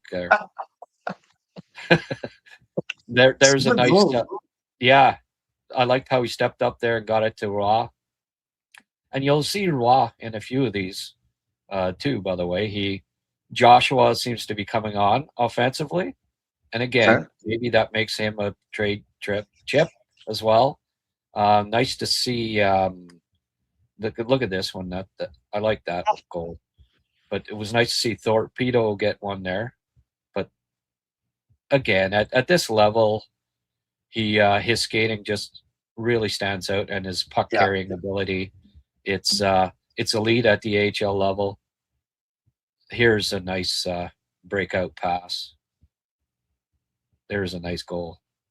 But as you can see in all of these, he's definitely got and there was an overtime winner. It was beautiful. So he scored important goals, and just showing off just how much offensive upside he's got in his game, which if teams would have known that in his draft year, he wouldn't have gone in the 3rd round at 92. I'll tell you that. But here again, you see his confidence there, stepping up, pinching, right? Yep. Making the play. So he's just getting more and more beautiful deke there and shot. He's just getting more and more comfortable at the pro level in North America. He's NHL ready, and I think there's got to be teams, and I've heard like that. There are scouts from NHL teams showing up at Laval games and with regularity and with good reason, because Montreal. You don't have to be a rocket scientist to look at the left side on Montreal and say, okay, that's the strength of their team. Mm-hmm. And they don't have a spot for Engstrom right now. Some people say, well, you bring him up, you play him on the right side at playoff time and stuff, and I just don't think that he's the answer for them this year. That's asking a lot of a young guy to move in and play on your offside. He had 11 games with Montreal. He didn't pick up a point. He wasn't physical. He looked okay. I thought he played fine, but at the same time, I don't think he's the answer in Montreal's lineup right now. And I mean, Matheson's not going anywhere. Gooley's not going anywhere. Hudson's not going anywhere. Those are your 3 left defensemen, not only at the end of this year, but next year as well. So Adam Engstrom, to me, is their key trade chip. And him getting 10 points in the last 7 games and dominating at the HL level only increases that value. His value is at an all-time high right now. And I think for those reasons, he's the guy that is most tradable and that you can get the best return value-wise, other than the big 3, as we've mentioned before. So, yes, prospect of the week. Trade chip of the week too. So good call, Grant. You're everything you're saying. I couldn't agree with you more. It's a situation too where you're acquiring an Engstrom and you kind of know you could he's going to need time to get used to the NHL. So if you're a team that's not looking at the standings, that's a great position to put him in, right? Where you could afford to play him, knowing that you think he'll be able to adapt and do very well. And again, teams like Nashville, teams like Calgary, boy, he'd be perfect for them to just get in there and start playing at the NHL and have the opportunity to get used to it. Yeah, for sure. And in keeping with Laval, I'm going to give an honorable mention to a kid that's kind of been buried. Former first-round pick, hasn't lived up to expectations, but we have seen in the past couple of weeks him starting to come around in his game. And I'm not, I'm talking about Philip Mishar. I just want to give him a bit of a shout out here, and we'll show him. Last 7 games, he has 6 points. That's the type of production that you obviously want to see from him at the AHL level. And here, nice play. Took the hit, got it up, and that the beautiful shot by Roy. But not only just the point production, but his all-around game in general has taken a step up in the past month. So that's encouraging. Sometimes, especially an undersized player coming from Europe, takes a little, it's not easy. The AHL's underrated league. Here's a goal that he got. Nice snipe. Roy, he's been playing with Roy, and they make a good tandem, actually, at the AHL level. And you'll see that, most of his points were passes to Roy and such. Here, sometimes it pays to be the last guy to be basket hanging a bit there, Rick. Yeah. But nice goal, nice deke, put it up top. Opportunistic there. And here's a nice feed in. So he picks up another assist on this one. I wouldn't say that he was the I'd have to give the other 2 guys the main marks on that, but he did make a nice secondary pass to hello, where are you? There we are. So yeah, good stuff.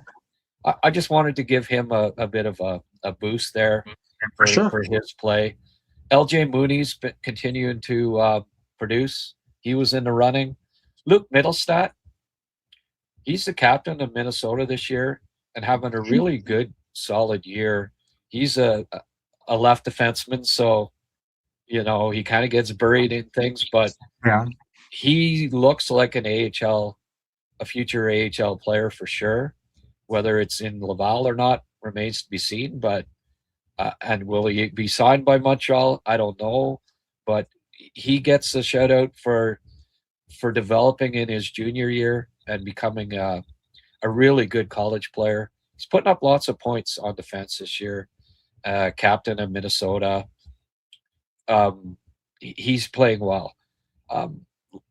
Logan Sawyer continues to produce at the collegiate level. Another goal and an assist this weekend. Playing well for Providence. The goalies,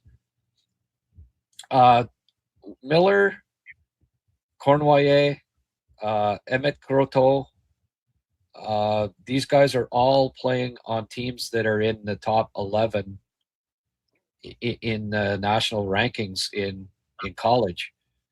Cornell is top 8, and a big reason for it is Cornoyer. He's really playing well at the collegiate level. So those 3 are all 3 of those goalies are performing well, and a big reason why their teams are all in the top 11 in college. Volokin continues to put up great stats in Russia, so there are some other goalie prospects on the way here. Pickford's still out with injury. Don't know, haven't got an update. Unfortunate that he's not probably going to set. He was on pace to set records for goals by a Canadian junior defenseman all time. Looks like that's not going to be possible now, and that's unfortunate for him. Papanicus, since he came back from injury, little quiet. As I mentioned with Jarosky, three helpers in the KHL All-Star game today, and Michael Hage. They played against MSU this weekend. He got an assist in each of the games, and including the beauty on the overtime. I don't know how many overtime points he has this year, but every time Michigan goes to OT, he seems to be in on the goals. So he set up the goal on Friday night that won it in overtime for Michigan, and he's still looking really good at the collegiate level. So bright future ahead for Montreal in the prospect cupboard. And shout out to Adam Engstrom for continuing to increase his value both with the Canadians and with the other 31 teams in the NHL. Great stuff, Grant. And thanks for all that, like tons of information on Habs prospects. And boy, you really you did a lot of homework before today's show, my friend. Really impressive. Oh, well, I always look in on all these guys. So sure, just out of curiosity, I've always been every week I check all these guys' stats and see how they're doing, because I'm a Habs fanatic, my friend. And I just quickly want to add, Grant, if you love prospects, please watch Grant's, after watching our videos, watch Grant's last video where he found this gem from Europe. I hadn't had a chance to see it, but I watched the video, Grant, and I was blown away. Wow. Yeah. Please, folks, keep an eye on this guy. Grant found a good one. Yeah. He had another goal and an assist yesterday playing in the Swiss Second League. I was talking to a scout that was at the game and said, yeah, he's pretty solid. He's got a great release, he said. So on top of all the other stuff that I talked about in the video, including him being just a physical beast at 18 years of age, he's also got a hell of a shot. So yeah, hope you can go back and have a look at that video if you didn't already. Yes. Thanks for pimping it there, Rick. Thank you. And on this note, 75 minutes in, we're going to let you go. We because we haven't had you on all week, I thought, a little overtime wouldn't kill you. It's not like you're going outside to toboggan or anything today, Rick. It's minus 35 out there, my friend. So anyway, thanks for doing this as always. Next Sunday, tune in. Rick will have a new prospect of the week, and we'll have another great chat. And hey, we'll see you then. If we don't see you this week after, doesn't sound like you're going to be around for the Canada game Thursday. Do you know when their second game is? Yeah, it's on Friday. I should be back in town for that. Well, maybe we can have you on post game on.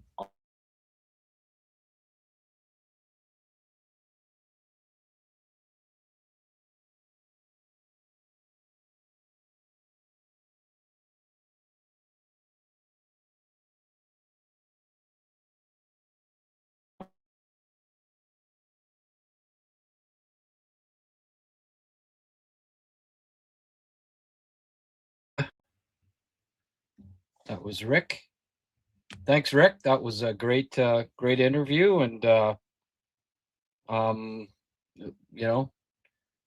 whatever you think of the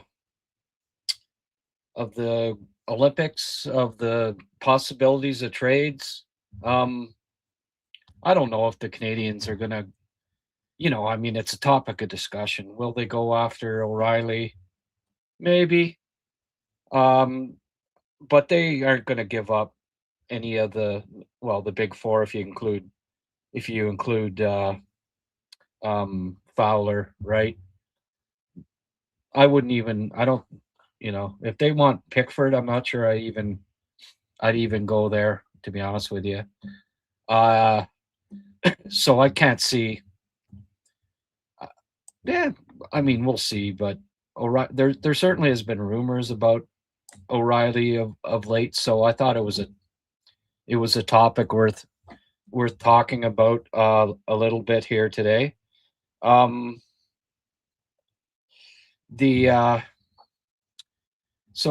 let's get to some comments here. Oh, I also first of all wanted to talk about same captains as at the Four Nations face-off for Canada and US. Sidney Crosby, no surprise there, named captain of Canada. Connor McDavid wouldn't have it any other way. And like he said, no, it's got to be it's got to be Sid that's captain, and hey, he's the veteran generational player. There was no other choice. US had another choice. I don't know why they went back with Austin Matthews again. What has Matthews ever won when it comes to big games as a professional? None. I mean, it's always when the game's on the line. Well, who coughed up the puck in overtime at the Four Nations? Him. Who in his 1 year, the year he got drafted, was in the Swiss League, first place team, 40-goal scorer. They get swept in the first round of the playoffs. What did we see? What have we seen at the NHL level every year after year after year? His team, looks good in the regular season. Once the tight checking gets in and the games are important, pretty much invisible. So you come back with Matthews as your captain again this year.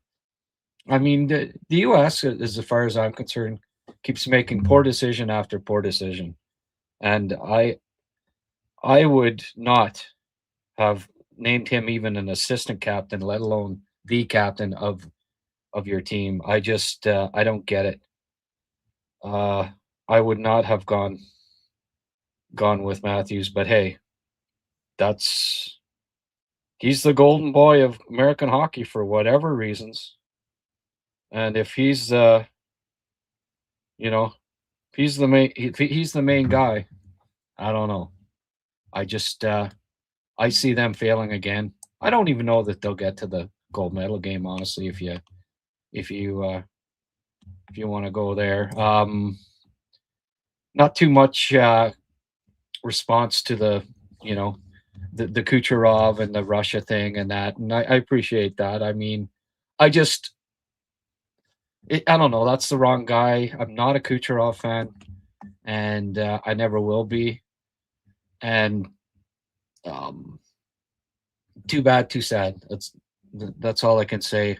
As far as saying, well, Israel, blah blah blah. What about them?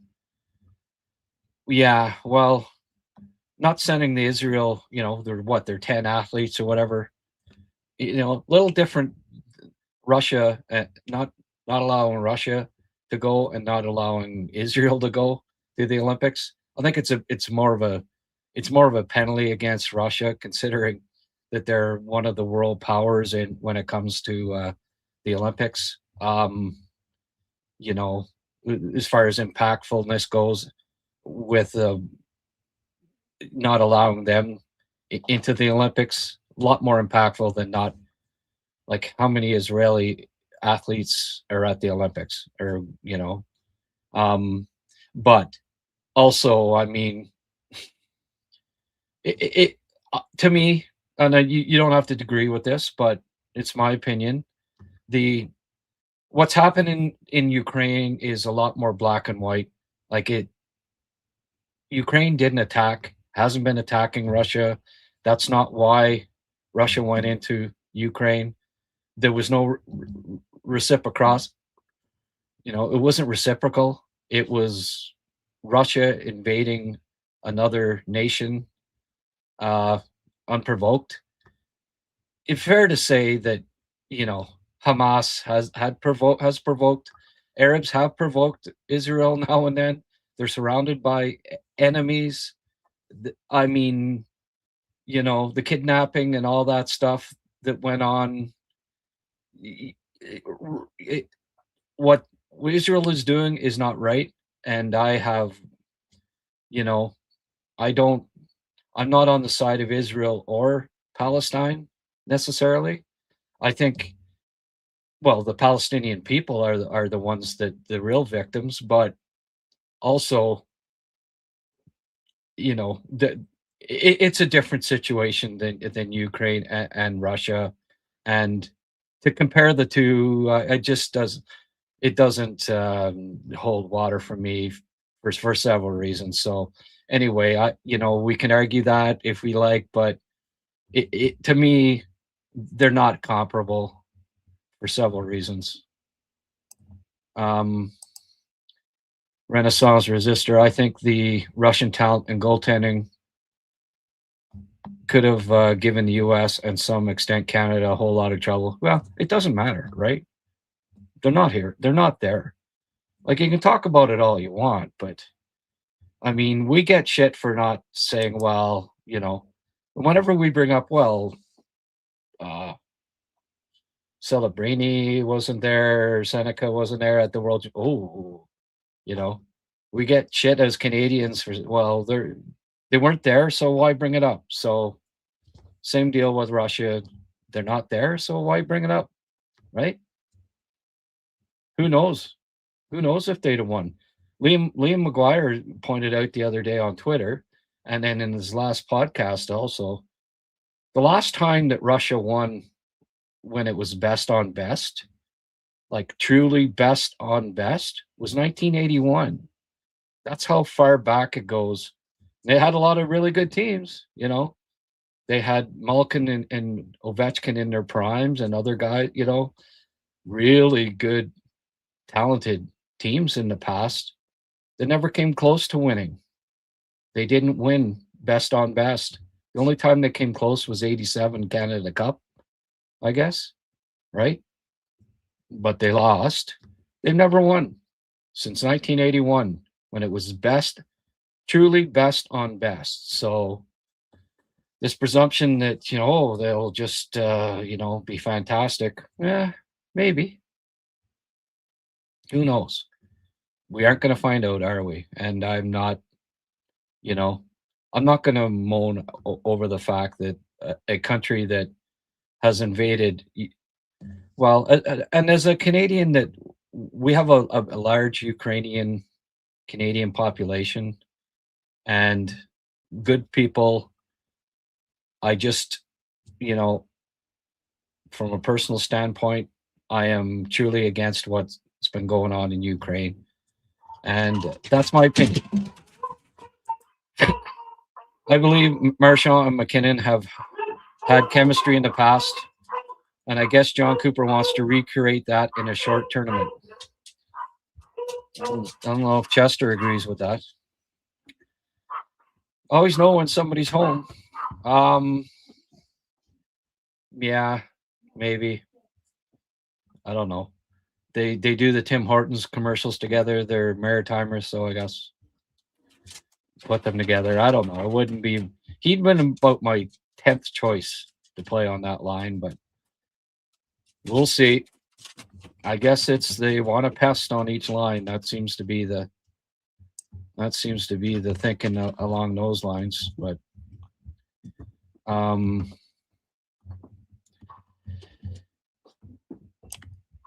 is Line A done with the Habs? Well, if you could see the lineup that I presented there, maybe.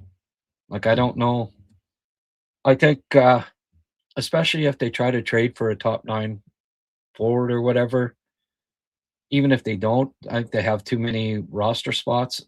And then when Newhook comes back, I think I think the fact that he didn't play coming up to even though he was practicing the whole time, looked ready to go. It may be a situation where he's played his last game with the Montreal Canadiens. Remember Subban, his last year, he was injured right to the end of the year. He could have played, but they were moving on from him. They ended up trading him in summer. Didn't play him the rest of the year. I have a feeling that he has played his last game with the Canadiens. I mean, I would have given him a look, but Doc has looked good in that spot on the first line, and I think that's the real, the real one area where they definitely needed help in the top 6 was the top line on the wing. And I think Doc, so far so good. and he may that may spell the end of Laine. If Laine would have came back before Doc, he'd have probably got a look, and if he'd have played well, then maybe things change. But I think they want to get rid of that contract and free up a bit of space here.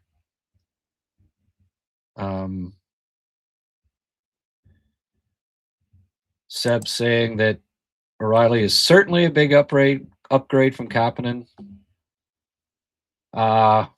Yeah, he's big.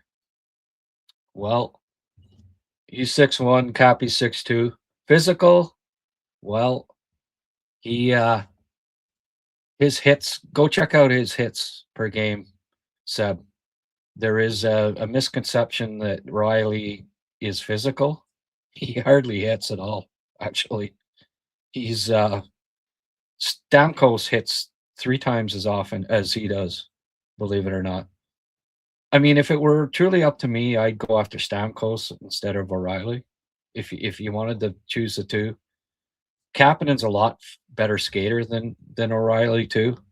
He's got 20 goals, as you say there, Seb. True.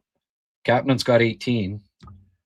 And that's not playing with the Stamkos. That's playing with a rookie and a 22-year-old. 56 points in 57 games. Yeah, he's got more points than Kapanen. That'd be the one thing. One of the top face-off guys in the league. Yeah. Although they don't have an issue at face-offs now. They're winning more than 50% of their draws, so I don't know that it's paramount that, like, the Deneau acquisition has made Ryan O'Reilly less of a need in that regard.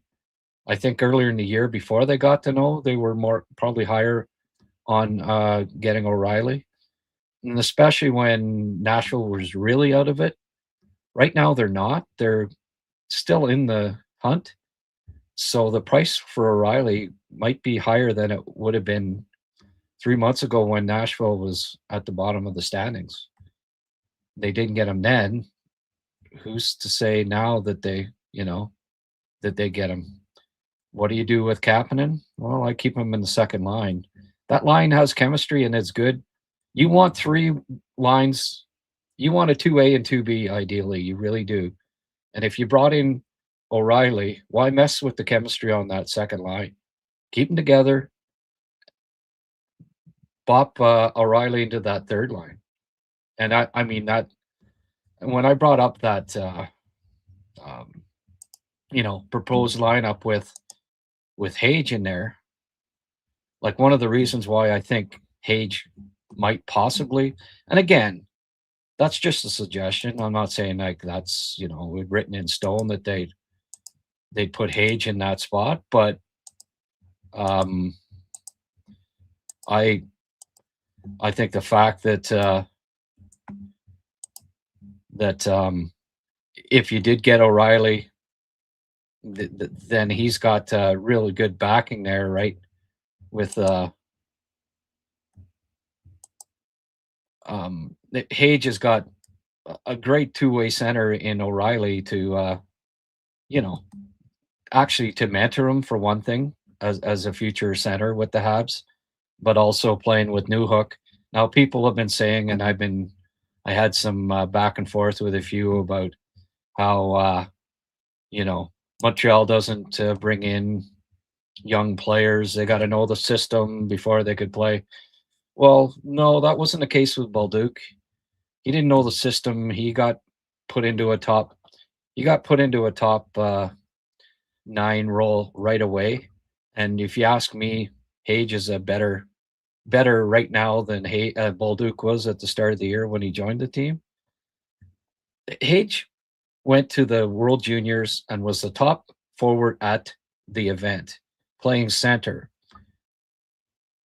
Typically, the best player at a World Junior at center can step into a top 9 role on the wing all day long if he joins an NHL club at the end of the year, like, without question.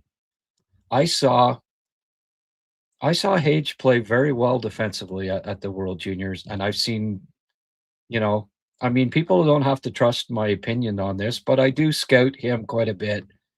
And if you want to argue it, fine, but take it for what it's worth. Because at the start of the year, I was with the people that said no, he can't step into the lineup at center for the Habs at the start of the year. There's people like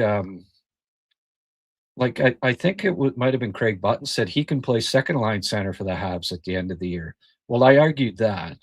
I think that's a little much, but third line wing with a defensively responsible guy like O'Reilly, you know, when you were the best center and best forward at the World Juniors, yeah, that's very plausible. And you know, people have been saying, "Well, you got to learn the system." Well, Duke didn't know the system when he got plugged into a. He even got put on the first line, hardly knowing the system with the Canadians. You know, Demidov comes in last year, played on the second line wing right from day one without knowing the system. Did it in the playoffs too. Both Kapanen and Demidov as rookies playing on the second line this year. Kapanen at center. So, yeah, H could come in and play on the third line if he's ready, without a doubt, in my mind. You know, especially when he's been playing center, because center is so you have to be so much better, more responsible at center than on the wing. And if you've been playing center all year in a Big Ten that I would argue, I think Michigan would give the majority of KHL teams a run for their money if they played a game against them. Now, again, you could argue with me about it, and that's fine.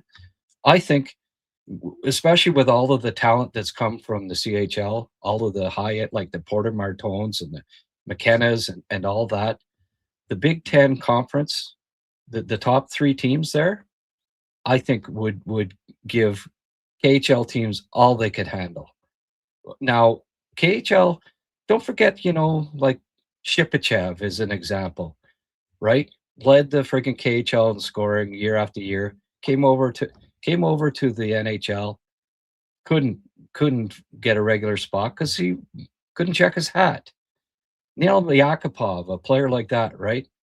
Couldn't play in the NHL because he didn't play defensively. Well, so he goes back to the KHL.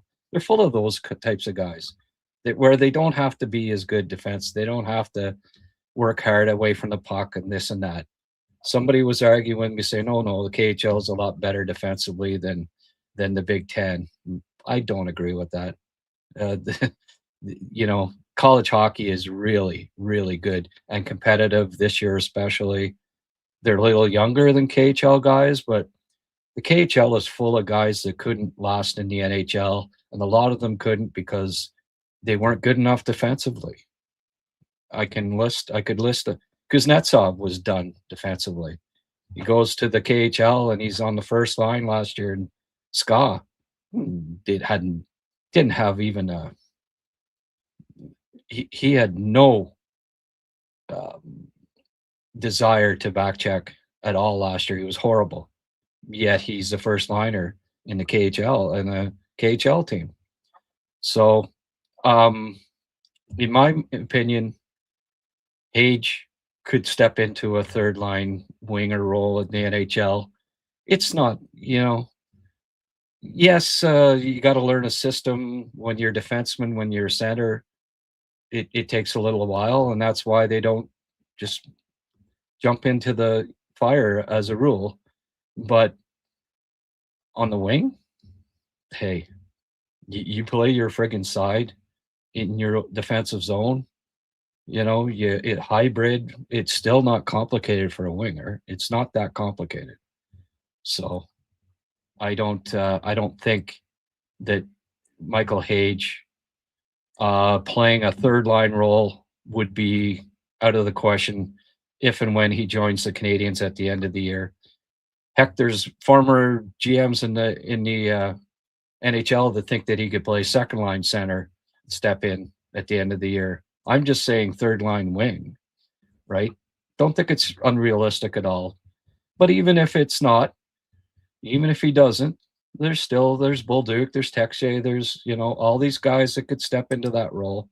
Here was the lineup with O'Reilly. I mean, you could substitute Shen for him. You could there'd be a lot of, it's not just O'Reilly that you could possibly grab.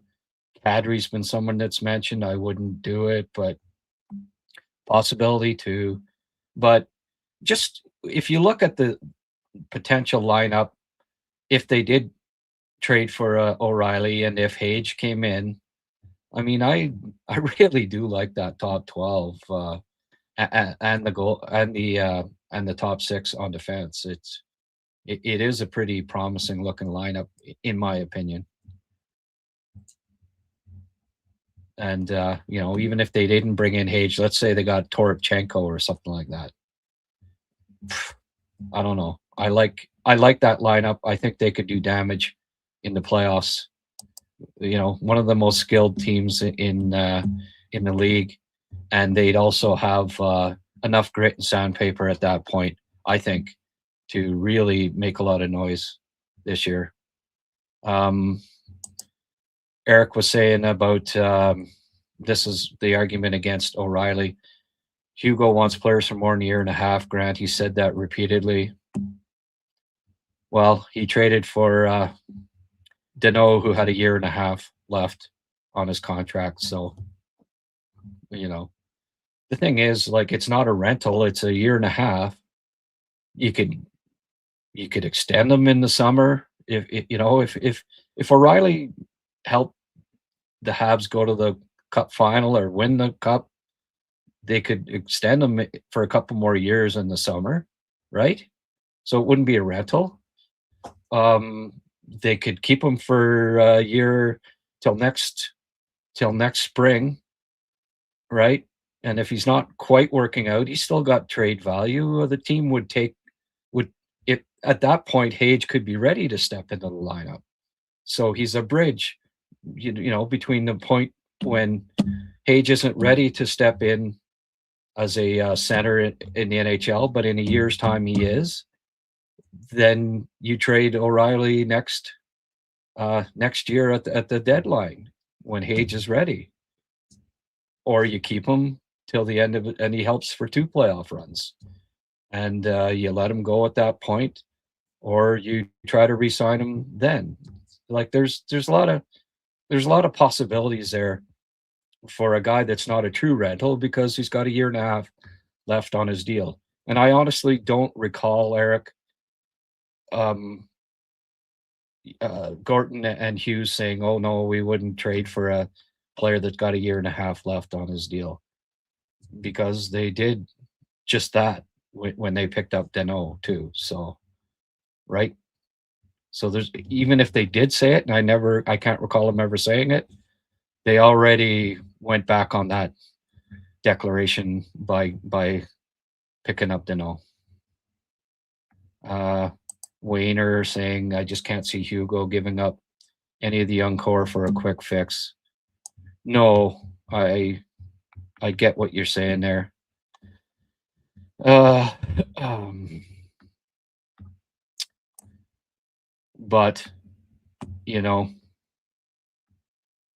and people have been saying, like, well,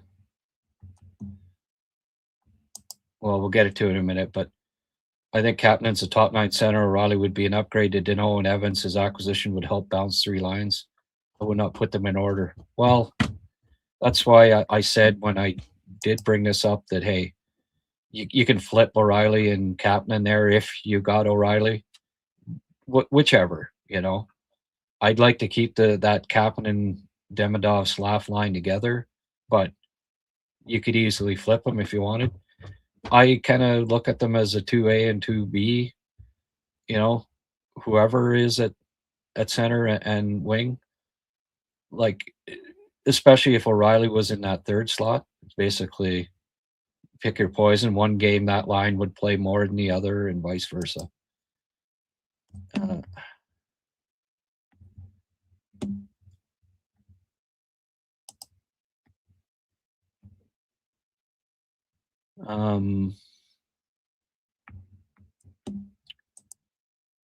The difference is Marty has options now, whether it's Bolduc or others that know him system. Demidov arrived when the team had no secondary scoring. Kapanen arrived when team had no second line center. Yeah. Well,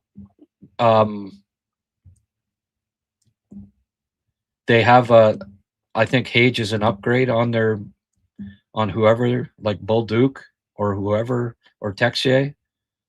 To me, Hage is an upgrade on those guys. So, and as I explained earlier, I don't think a guy who was the best center at the World Juniors can step into this complicated Habs system and play on the wing, on the third line, especially with as a responsible center as O'Reilly beside you, and Newhook, who is really good defensively now too, and can cover up for any mistakes with his speed that Hage might make on the wing. Gooley and Whitecloud would be awesome. RD will wear out most teams. All three can play against anyone. Yeah. PL, I think Habs don't have to go and get big names like O'Reilly. Connor Murphy and Teravainen would do the trick. I don't think they need a Teravainen. That's just more of the same. If they go for a forward, pretty sure it's going to be somebody with some size. Murphy, yeah, well, it's one of the guys that I've said that I'd like them to get. So, and PL&E and I had a back and forth about him. Age not ready for the 200-foot game, and I've addressed that. I don't believe that to be the case. I've scouted a lot of his games this year. Huge improvement, and doing it as a center in the Big Ten this year with going up against the McKennas and the friggin', Michigan State, man, they're loaded, absolutely loaded. Half their teams like future NHLers, at least. There's not a KHL team that is full of, half guys that play in the NHL in the future. There isn't a KHL team with two, let alone friggin' half of it. They're just absolutely stacked, and he holds his own against all of them. So,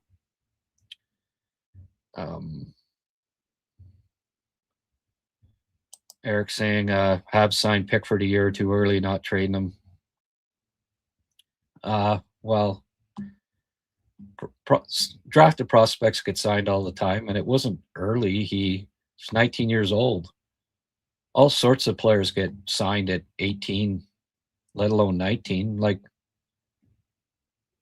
just about every prospect gets signed at 19. It just happened to be earlier, not at the very end of the year. They didn't want to wait till the end of the year. They rewarded him for what he was doing earlier, and you can't,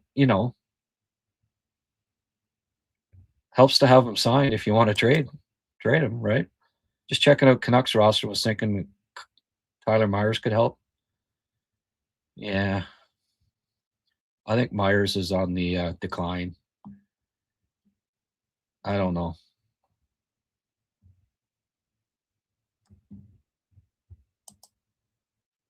Zorowski, Hage, Reinbacher, Pickford, Fowler need to stay long term. Yeah.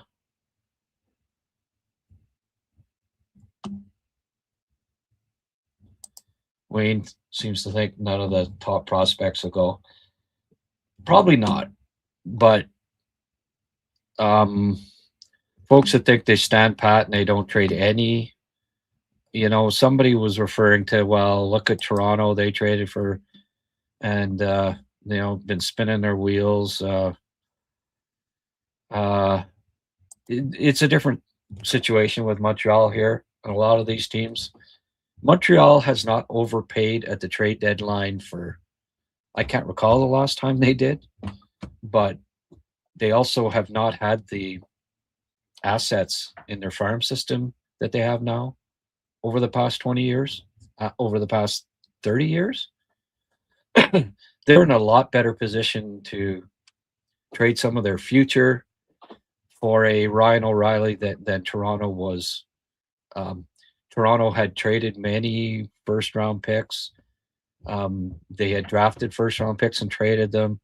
Their farm system was basically bare, and very few high picks in the future when they traded for O'Reilly. Well, Montreal's not in that, you know. They have the best under 25 core in the league, and when Toronto was trading for O'Reilly, they had one of the worst under 25 cores in the league, and had already traded future draft picks. So there's no comparison between Montreal's situation right now and Toronto when they went for O'Reilly. Montreal can afford to give up some future assets and some prospects to fortify the team right now without visibly hurting the future. Like Engstrom, for instance, like there's no spot for him. I like Engstrom a lot, but if I like him a lot, and if we like him a lot, that means other teams like him a lot. He's a valuable piece right now. His trade value may never be higher than it is at this point. It's prime time to dangle him as an asset to get help to try to win now in an Eastern Conference where the Habs are right at the very top. I was not expecting any trades after Hughes stated being prudent in an interview. Got to say, hearing Gorton saying they like being aggressive in another interview surprised me. I think you gotta, you take those interviews with a grain of salt. You don't read too much into it one way or the other.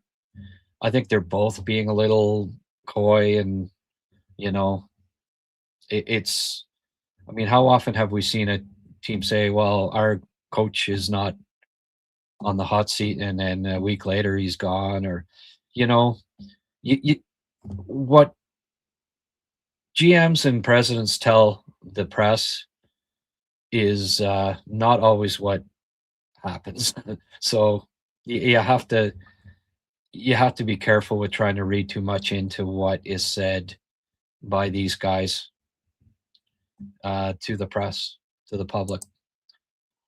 A lot of rumors say it's Kyrou to the Habs. I don't see a lot of rumors, and if they are, they're silly. I think he's just not the right fit for me.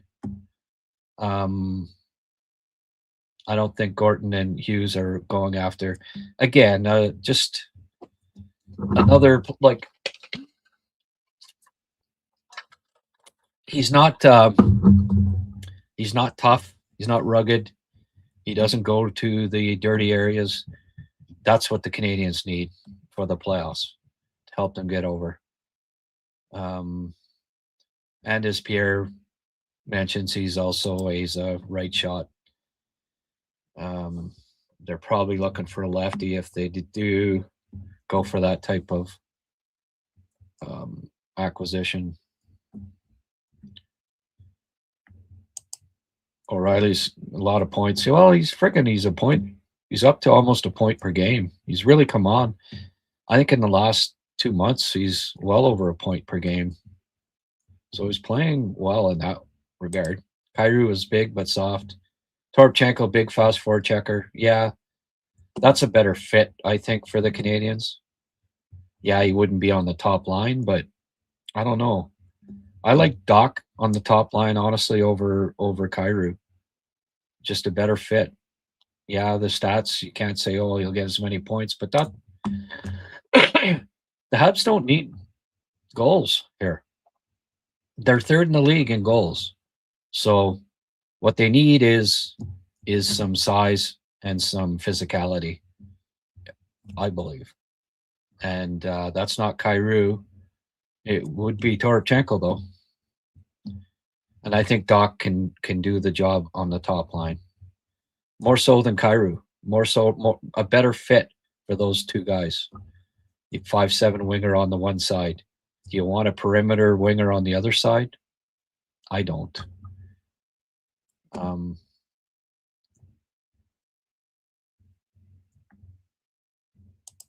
Couturier. Experienced center to help the bottom six. How about Couturier? Hadn't thought of Couturier. That's interesting, I guess. I don't know. I mean, if you got him playing a third line role, that would be pretty good, because he certainly plays top six in Philly for the most part. What's his AAV? What's left on it? I don't know. French Canadian, so some people would like that, obviously. I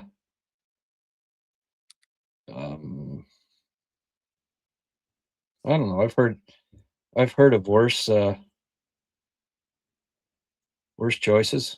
Captain, all that stuff.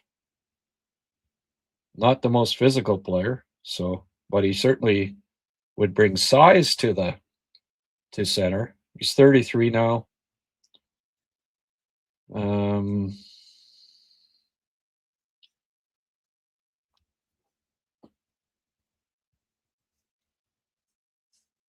Sean Couturier contract.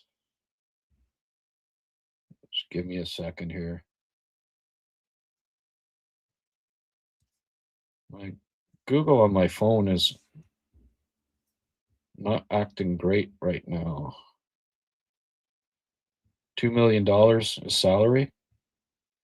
Really?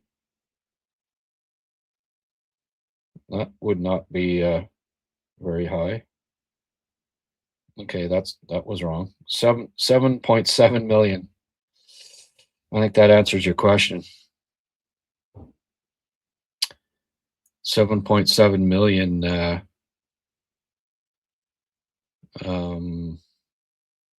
It's pretty high. Pat Brisson, year 4 of 8. Yeah. So he would be signed till 37 at 7.75.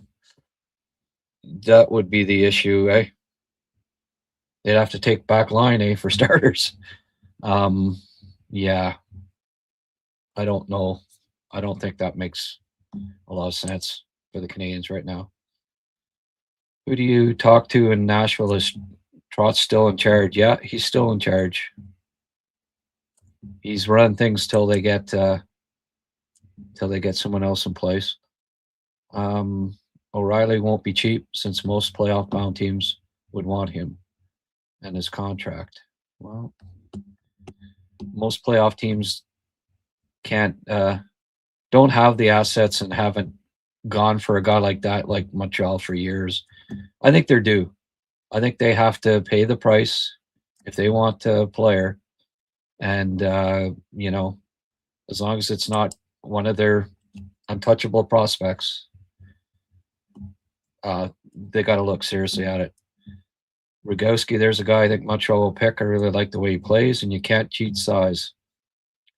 No, Eric, but I don't think he's overly physical, and I'm not sure that's what the Habs will be looking for in their top pick this year. But maybe. Certainly answers the size question. What are my 4 lines coming back from the Olympics? Assuming Laine gets traded, Newhook comes back. Yeah, well, I mean, basically what you can do here is you take out O'Reilly and substitute Evans. There's basically your lineup. If Hage isn't there, well, Bolduc or Texier in Hage's spot. So O'Reilly and Hage would be replaced by Evans, Bolduc, Texier, 2 of those 3, I guess. The Anderson, Deneau, Gallagher line would be the 3rd line.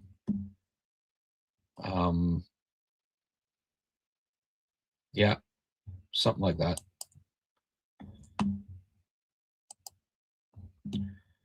I hope they don't overpay. We don't need it. Well, that's the thing. They aren't going to overpay because it's not an absolute must. So they're in a position of strength in that regard.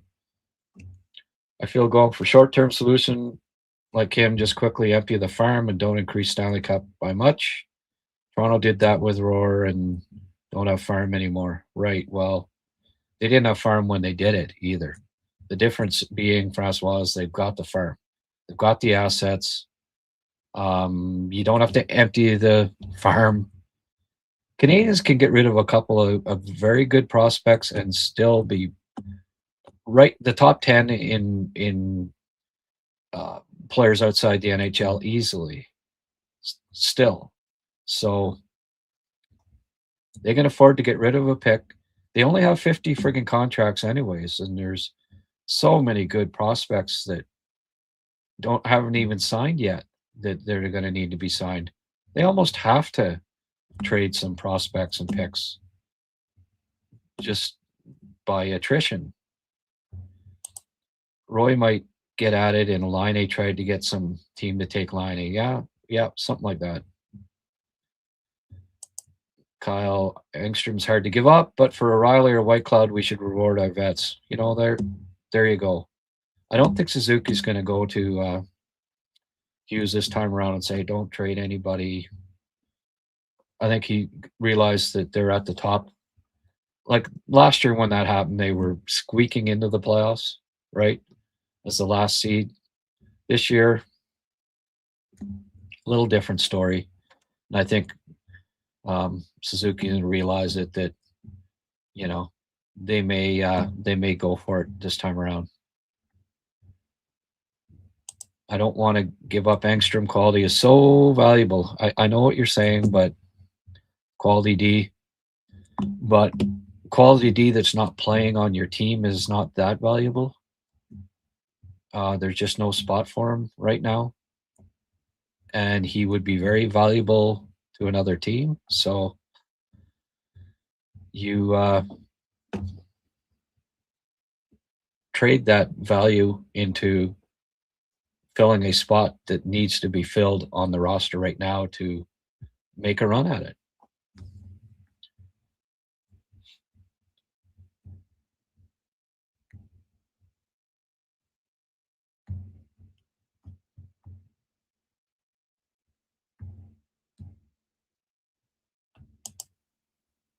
Martin St. Louis, Jose Jocelyn Phillip. Martin St. Louis didn't hit his stride in the NHL until he was 26. So Machar could still be viable in the NHL yet. Yeah. May not be in Montreal, but again, it never hurts to, you want all your prospects to develop and they become their assets, right? They could always be moved. Ryan Barker looked solid yesterday. Let's hope he gets a call up before the season's over. Hey, Don. Yeah, that would be nice. Ryan Barker back in the lineup yesterday, picked up an assist. Nice to see that.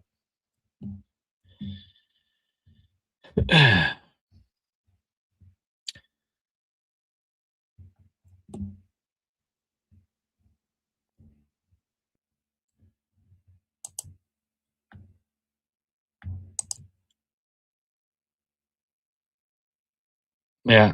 Is this a hockey stream or a political stream? He says, Skeleton. And then the next one, then he talks politics. Yeah. Oh, the woke international leaders. Okay. Yeah. I warned that you don't tell me that I don't talk. I can talk politics if I want. I can make this a political podcast if I want. Don't. The thing that bothers me more than anything is when people say stick to hockey, because you don't dictate what I do. All right. This was a very topical subject and I addressed it. So don't, like, I'm just giving you a warning here, Skeleton. and don't and the woke thing, like you're kind of giving you're revealing your political bent there, and it's typically somebody who's on the right that always says stick to hockey, you know, and please don't, like, I'll ban you in a nanosecond if just be careful. That's all I'm gonna say. On any given day, a good goalie can win a game. Absolutely.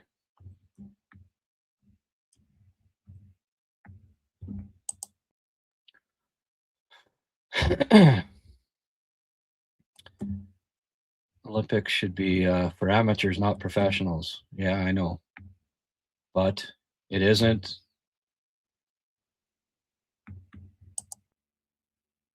Those were Bergevin years. Subban didn't show the loyalty of a dog, so he was traded. Subban got traded because Cal went to cry in the office. That's what I heard. Oh my God, you're really informed today, Skeleton. If you heard it, it must be true.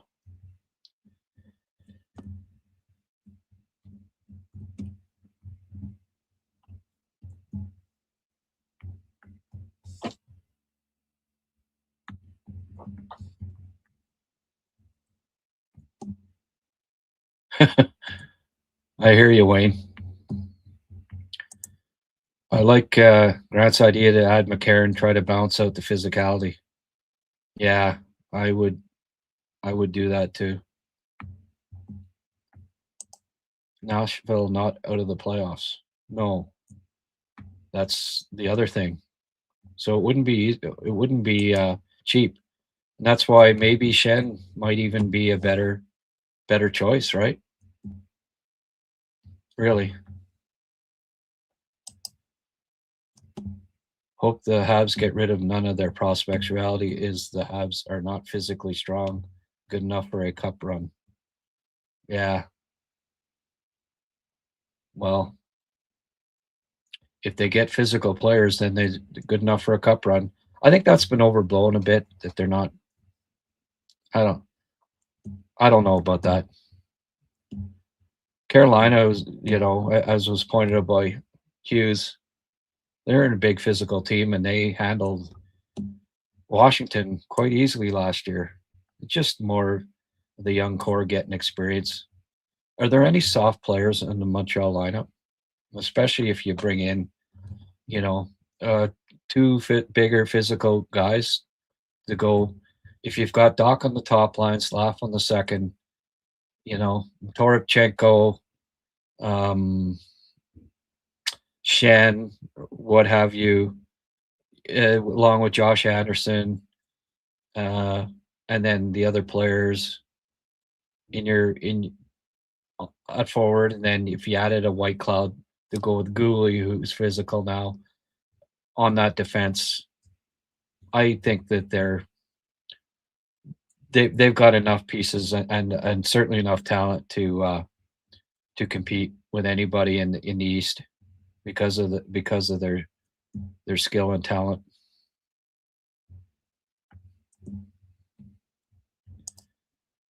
How should try to swindle a Florida Panther? Well, yeah, I hear you.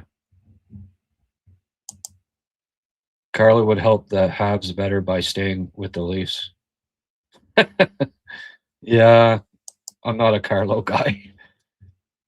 They overpaid for him too. I like Jenner a lot. Yeah, Columbus had to go on a run at this point. Well,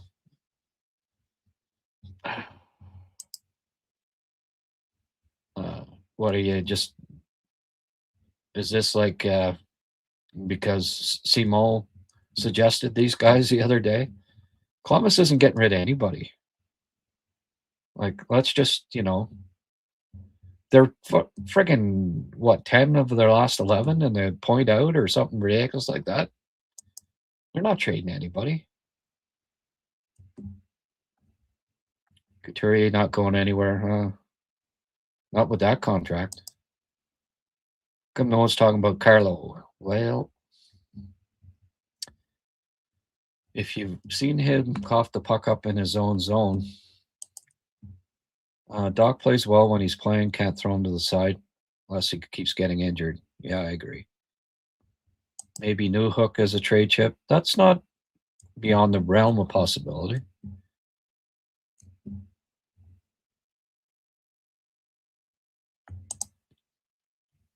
I like Pareko a lot, but he's almost 33 and signed for 4 more years. Yeah. Yeah. You would take Engstrom over Jack Struble. Engstrom can play on the right side. He can, but to ask a rookie defenseman to come in and play on the right side, asking a lot. And he doesn't bring physicality. The other two do, and the team needs more physicality in the defense. So I would not agree with that being what they need. Lafreniere to play with Nick and Cole. Yeah, I wouldn't be pursuing that. By the way, Joe, I like that, you're very you don't respond with you say fair point and stuff like that. That's the kind of discourse I like to see on here. Respectful. I don't want Habs to spend assets for over the hill players. Well, who's over the hill? Like you're talking 32-year-olds. You're talking about Pareko. Pareko just got named to the Canada's Olympic team. I wouldn't say he's over the hill. O'Reilly's a point per game this year, so I wouldn't call him over the hill either. They need a couple more vets, is what they need. I do believe in that locker room. They're the youngest team in the league. You need balance. So I think if they need size and veteran leadership yet to be added, if they want to make some noise over the next 2 years, and they can help mentor this young group for the future as well. That's always important. You can't underestimate the importance of veteran leadership. It's why Matheson got re-signed for an extension this year. A major reason why.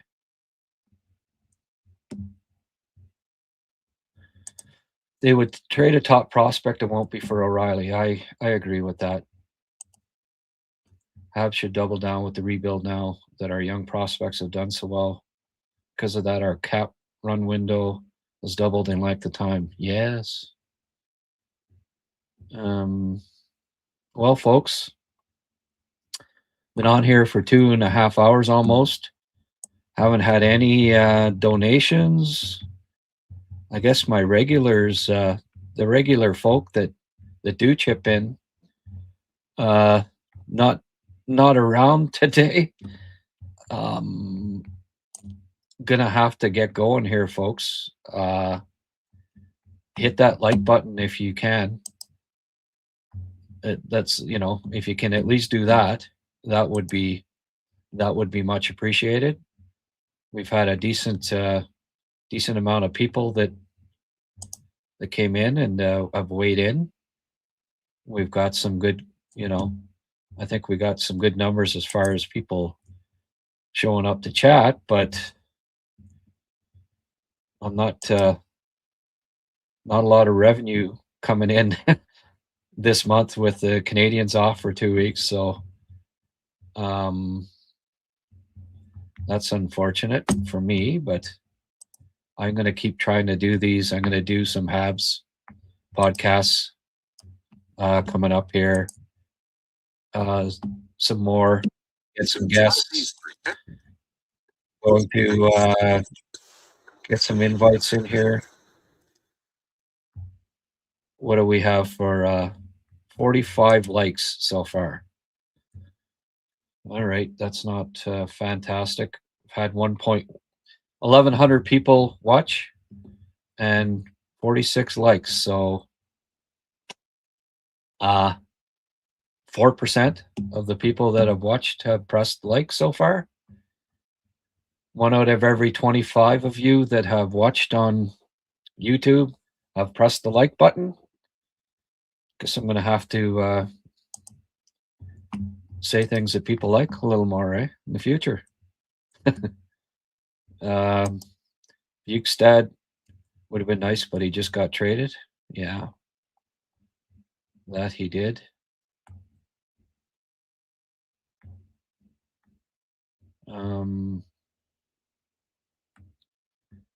Happy Super Bowl, everyone. Yeah. Thanks, Wayne.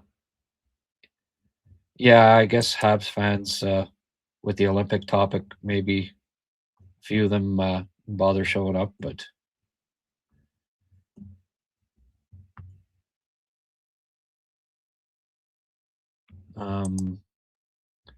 yeah, everybody enjoy the Super Bowl. I gotta go get ready, I guess. Celebrating McDavid, McKinnon, Marner, Crosby, Reinhardt, Hagel, Suzuki, Horvat, Marchand, Bennett, Wilson. Yeah. I don't mind the looks of that. A little too much loaded up on the top line, though, maybe. Mind you, the second line's pretty damn good, too. You want to coach for Coop there? I kind of like your lineup better than his.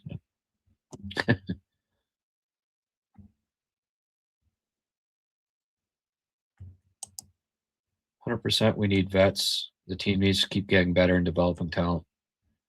Drum Dude. Thanks, Grant. Appreciate you, bud. Hey, didn't know you were here, Drum Dude. Thank you. Come on, Grant. Or come on, guys. Grant seems likable. Sometimes. I can be a little crusty at times, too. Hey, I say it like it is.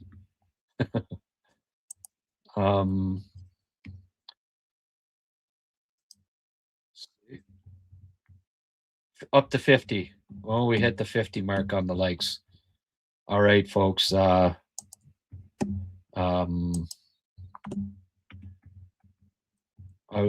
said, you know what?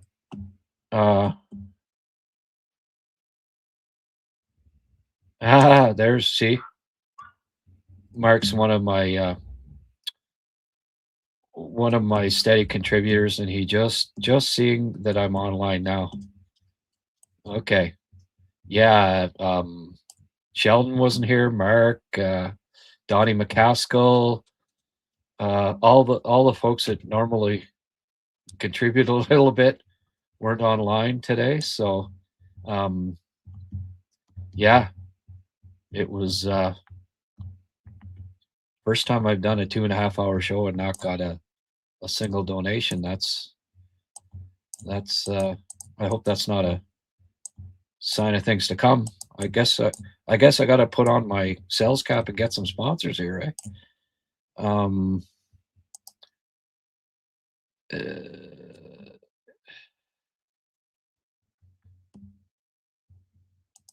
I'll send you a super chat. It's not showing on here. Oh, thanks, Daniel.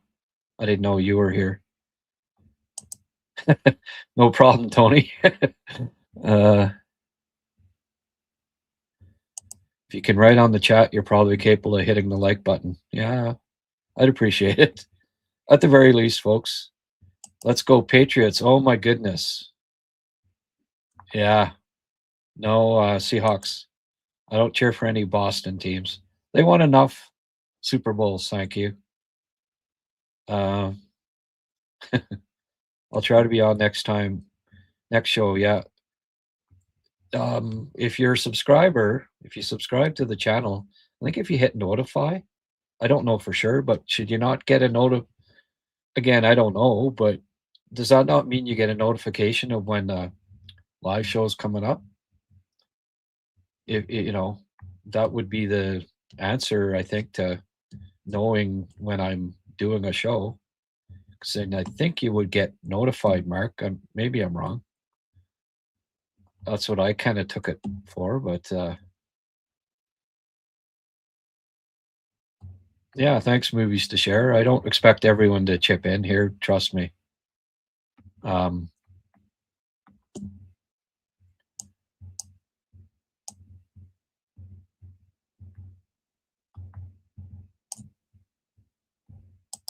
I'm always here at work just listening.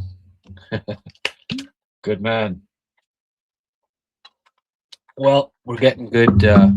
We got good numbers for with the Habs not playing. I really appreciate people watching the podcast. I'm gonna have to come up with a topic and do something this week. And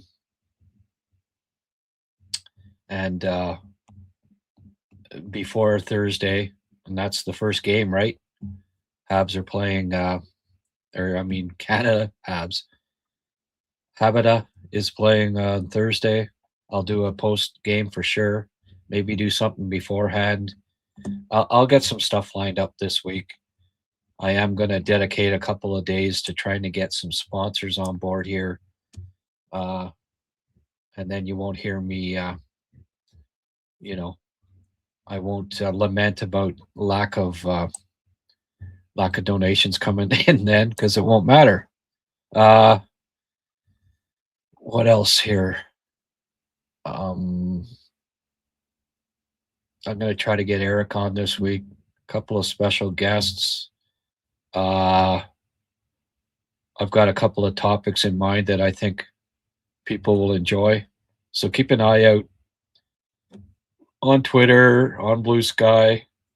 If you got notifications, check your notifications. I'll do some live shows this week, and we'll keep things rolling here. I'm going for the Seahawks. I thought they should have won the last time they played against the Pats. Maybe this time they exact a little revenge. They came within 3 inches of winning it the last time. Like, that was a heartbreaking way to lose. I think I caught up with Joey says get both Shen brothers. Yeah.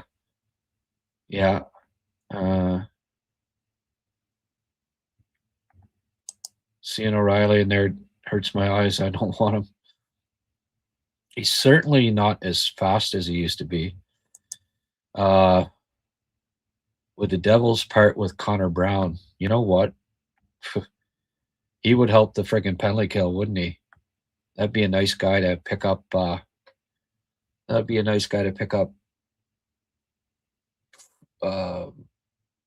the PK, for sure. I like Connor Brown since he was with the Sens. Friggin' shorthanded goals after shorthanded goal. They need to shore that up. Yeah, might be someone that you look at. Weird that they kind of been buyers the last couple of weeks, the Devils, but they look like they're out of it.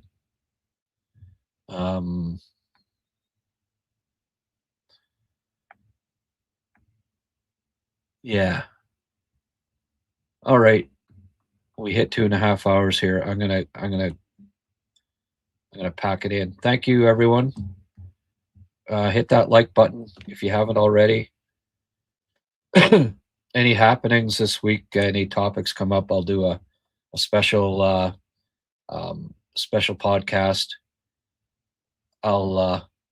Hey, there's always stuff to talk about with the Habs, and I will keep doing them. Thank you very much. Have a great day.